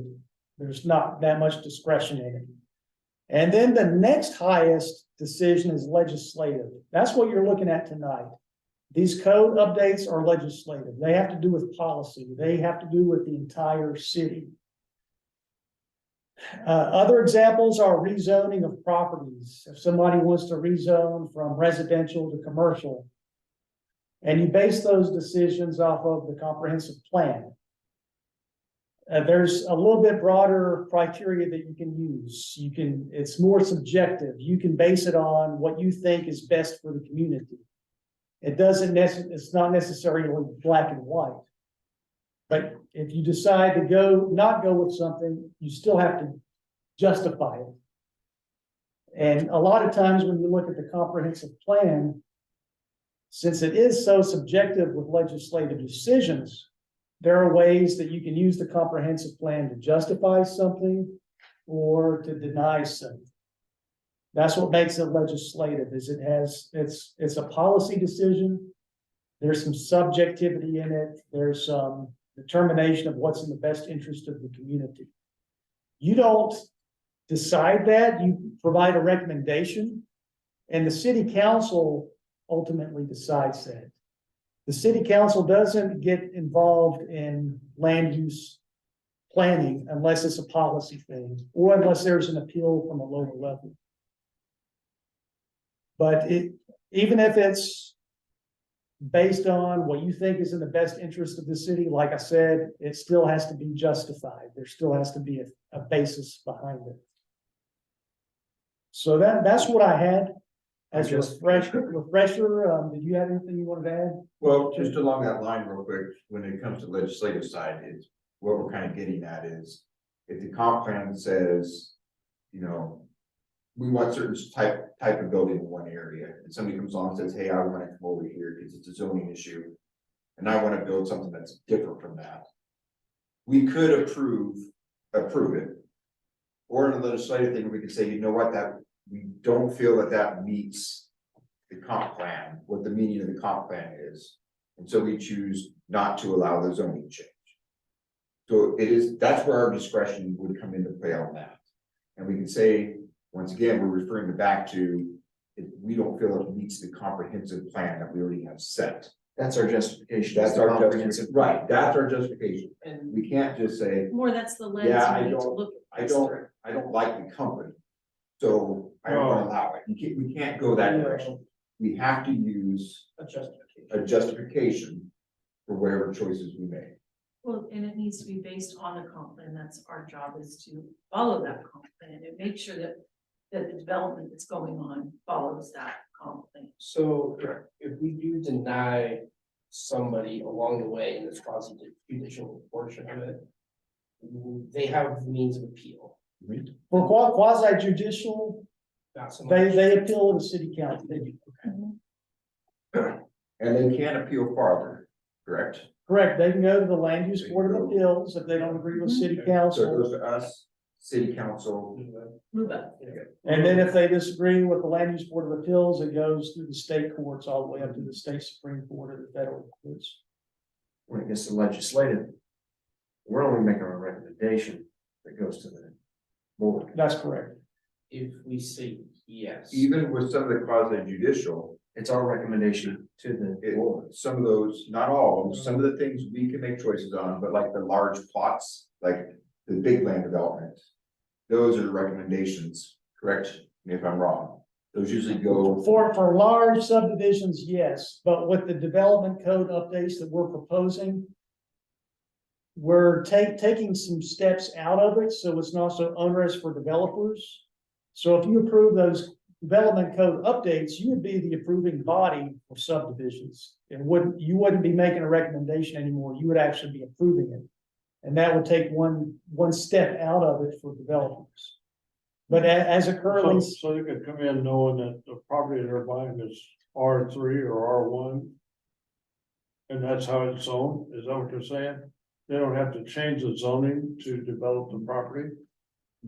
no, that's not what he's saying. If- Okay.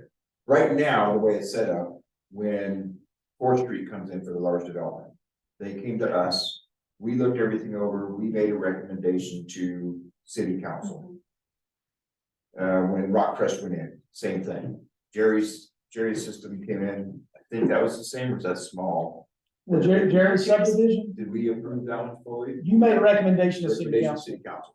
With the new changes, what he's But saying is that won't be the case moving forward. those developments, what was that land developed, what was that, It wasn't, it had what anything was to do it, with how zone. was it zoned before they started it? It was on residential. It was on the Okay. zoning on those were appropriate. It Okay. was just that we made recommendations to the council then made the final decision. On the actual subdivision plan. Yes. So that's This will be potentially being something, changed. I something know. like that piece But of the property zoning that is they picked out different. tonight.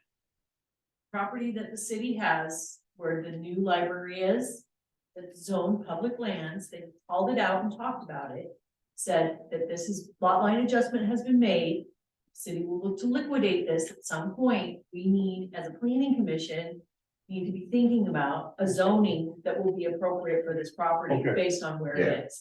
And on that. And does it meet the comprehensive plan that we And- have set? Right, And the property that we're gonna deal with February 3rd is zoned, It is going to a zone, they're requesting a zone change.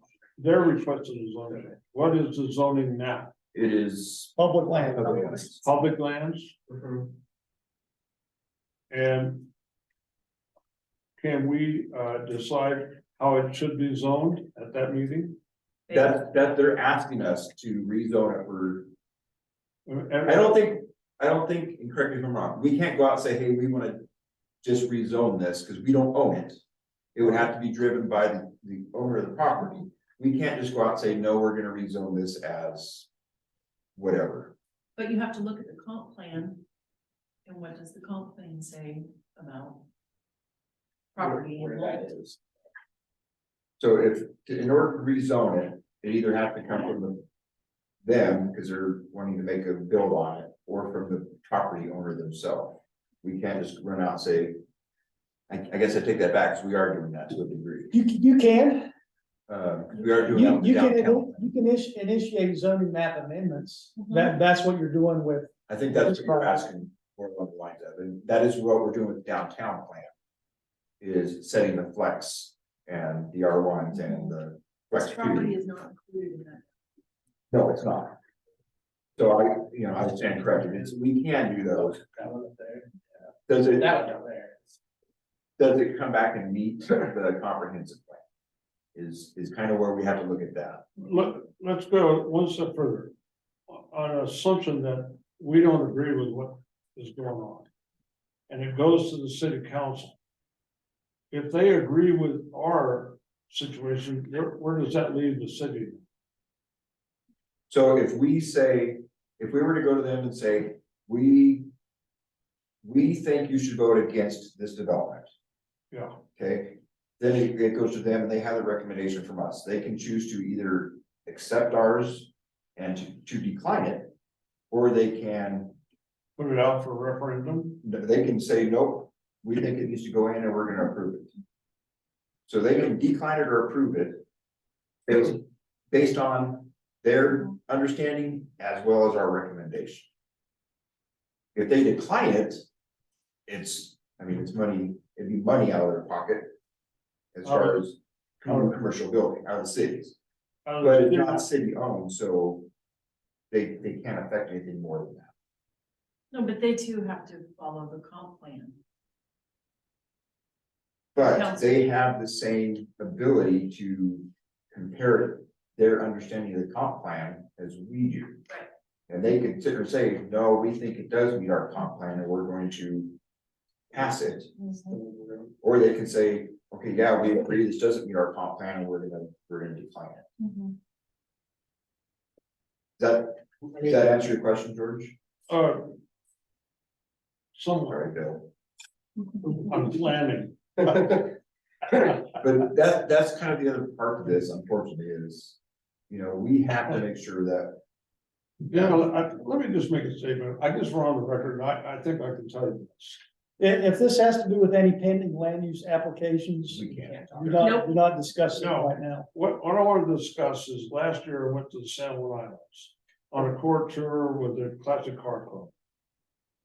And every little town on the San Juan Islands and all the different islands we were on had a bakery and a little grocer, and they had a mechanic shop and a hardware store and just a whole bunch of little stores, not one department store.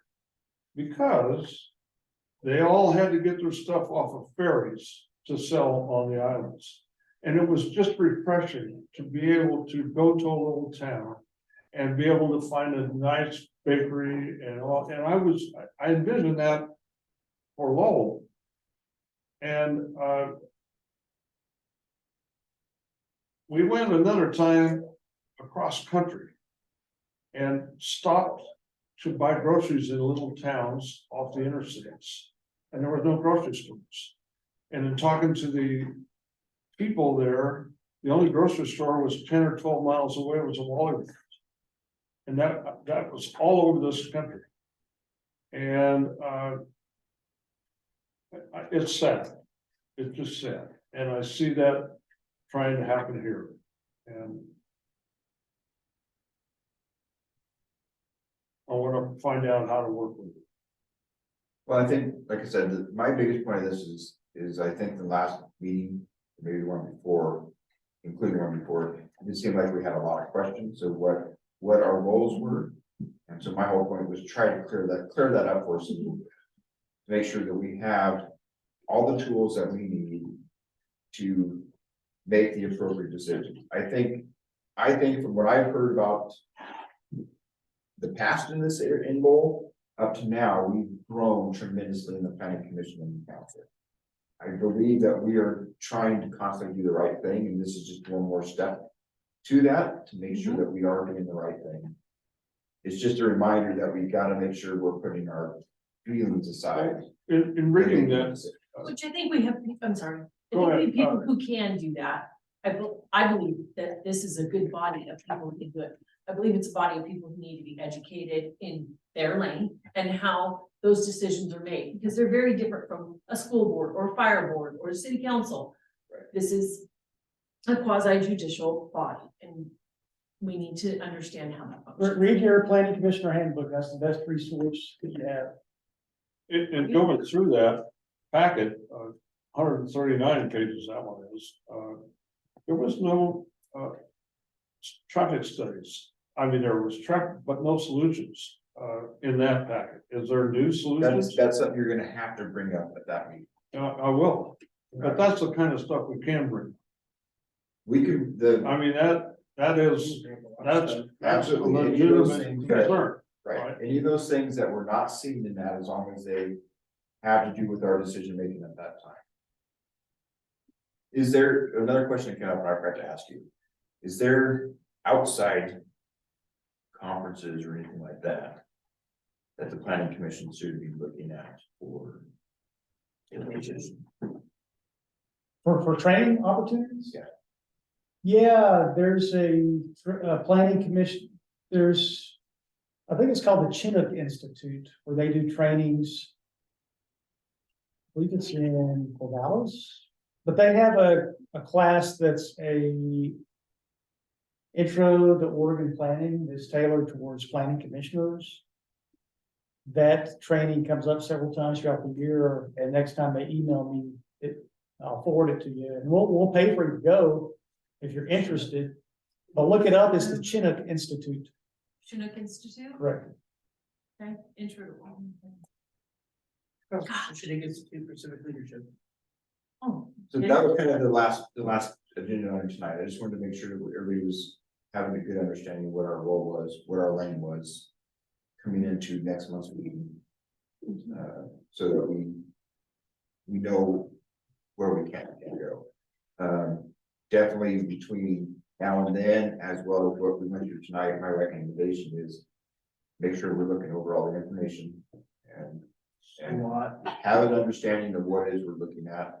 Certain questions, you can probably contact Jeremy and find out if we need a specific answer, if it's just something you're not understanding.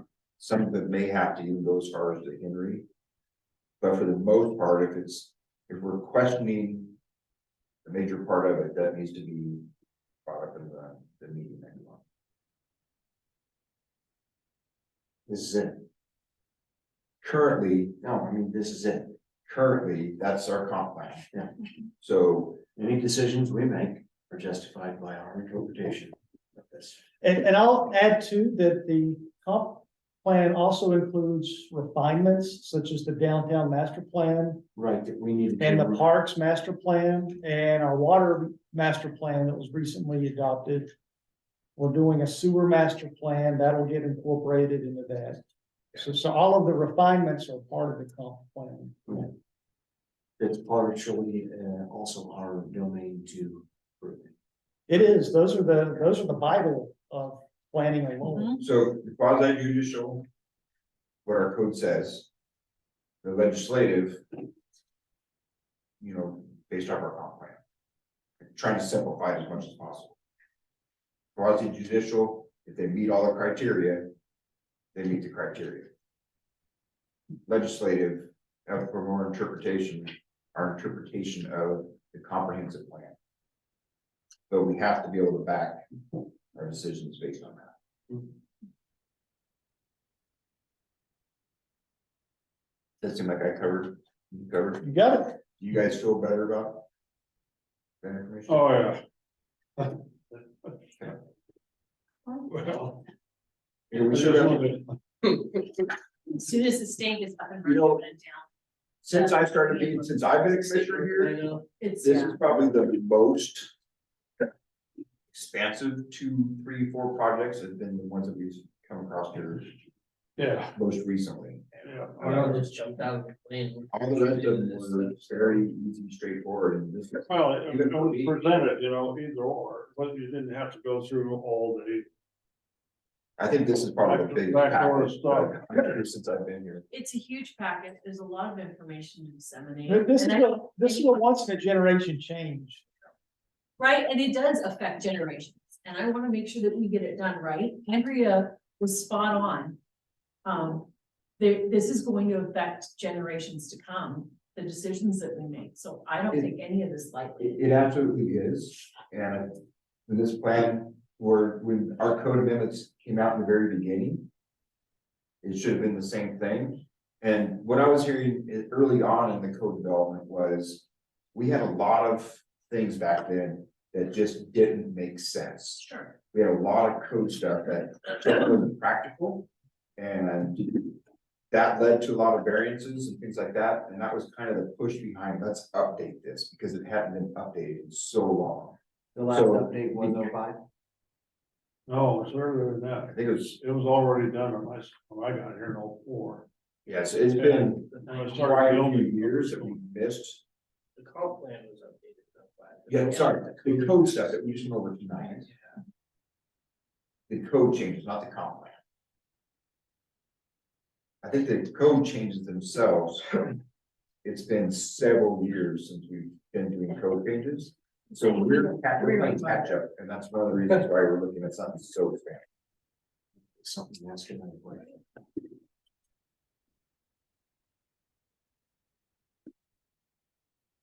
Developmental code.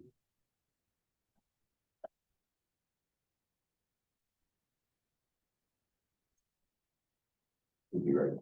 I feel bad, I really did all this work and I didn't get to.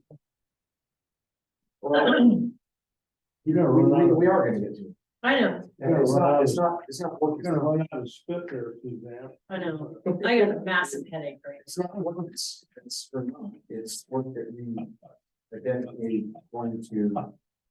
So, it's actually 9.517, sheet 99. now. 90, wait, are you, where are you? In the 9.1. 9.514. 9.518. Whatever. 9.5. Oh, just went quiet. 8 sidewalks. That's just, as I was reading through this today, I'm looking at it. Because I had a community member, young, certain age, young lady, comment about our sidewalks offset with planting strips and street parking. And having to walk on uneven surfaces to get to the sidewalk. And I said, we're not, that's done. It's already part of the code. Right. So when was that part amended? So if it's in here, yet the sidewalk shall be constructed with the street right of way sidewalk. The planting strip is based on the downtown master plan. Right. So he's just referring to this one. Okay, so the current code, the stuff that is not redlined, Right. that's been over 20 years ago. That's what I said. I said, this isn't what we're doing. This is already done. Correct. Yeah. Right. But you're building to the new downtown. Well, it says 2006, it was revised. Some of it, not all of it. Yeah, they put a few things out So, and clarified some stuff. I mean, if you were probably looking at the document, it's probably got stuff in it from the first, came out their first code was probably still in. There's so many cities and states. Oh, yeah. that have, I mean, the little old lady made it about, yeah, well, why do I have to walk across planting strips to get to a sidewalk? Under uneven surfaces. I get that, that's not what I'm here for right now. no, it's not. And, It's already there. yeah. I guess I'm. What are you looking old at? enough that I would say- Section what? 9.518? Yeah, I'm You were just looking talking about the sidewalk. It's just a sidewalk in the. at, it says bikeways on mine, that's 519. huh? 9.518. That's 9.517. Are you looking in the colored version? No, I'm looking what we just got printed out for this meeting. That could have been the first one. Did you? Was that the first one that was printed out? I That don't Jeremy know, I said, went down to the city hall, they've been doing all my printing lately. Oh, God, yeah, the guys in the office were giving me crap about taking down the tree. you need to understand, I'm gonna print it out and read it. Y'all don't have to print it out on your own, just let me know when you get your It's copy. fine, Jeremy. It's okay, it's what we, I mean, that's why I'm trying to make this as serious as I can. Incorporating some loggers. You guys have anything to add? You good? Good. Thanks, we're ready to close our meeting at 9:21. Yeah. All right, we're so good. Now I can dinner. Okay, I haven't had it. Are we adjourned? We're done. 9:21.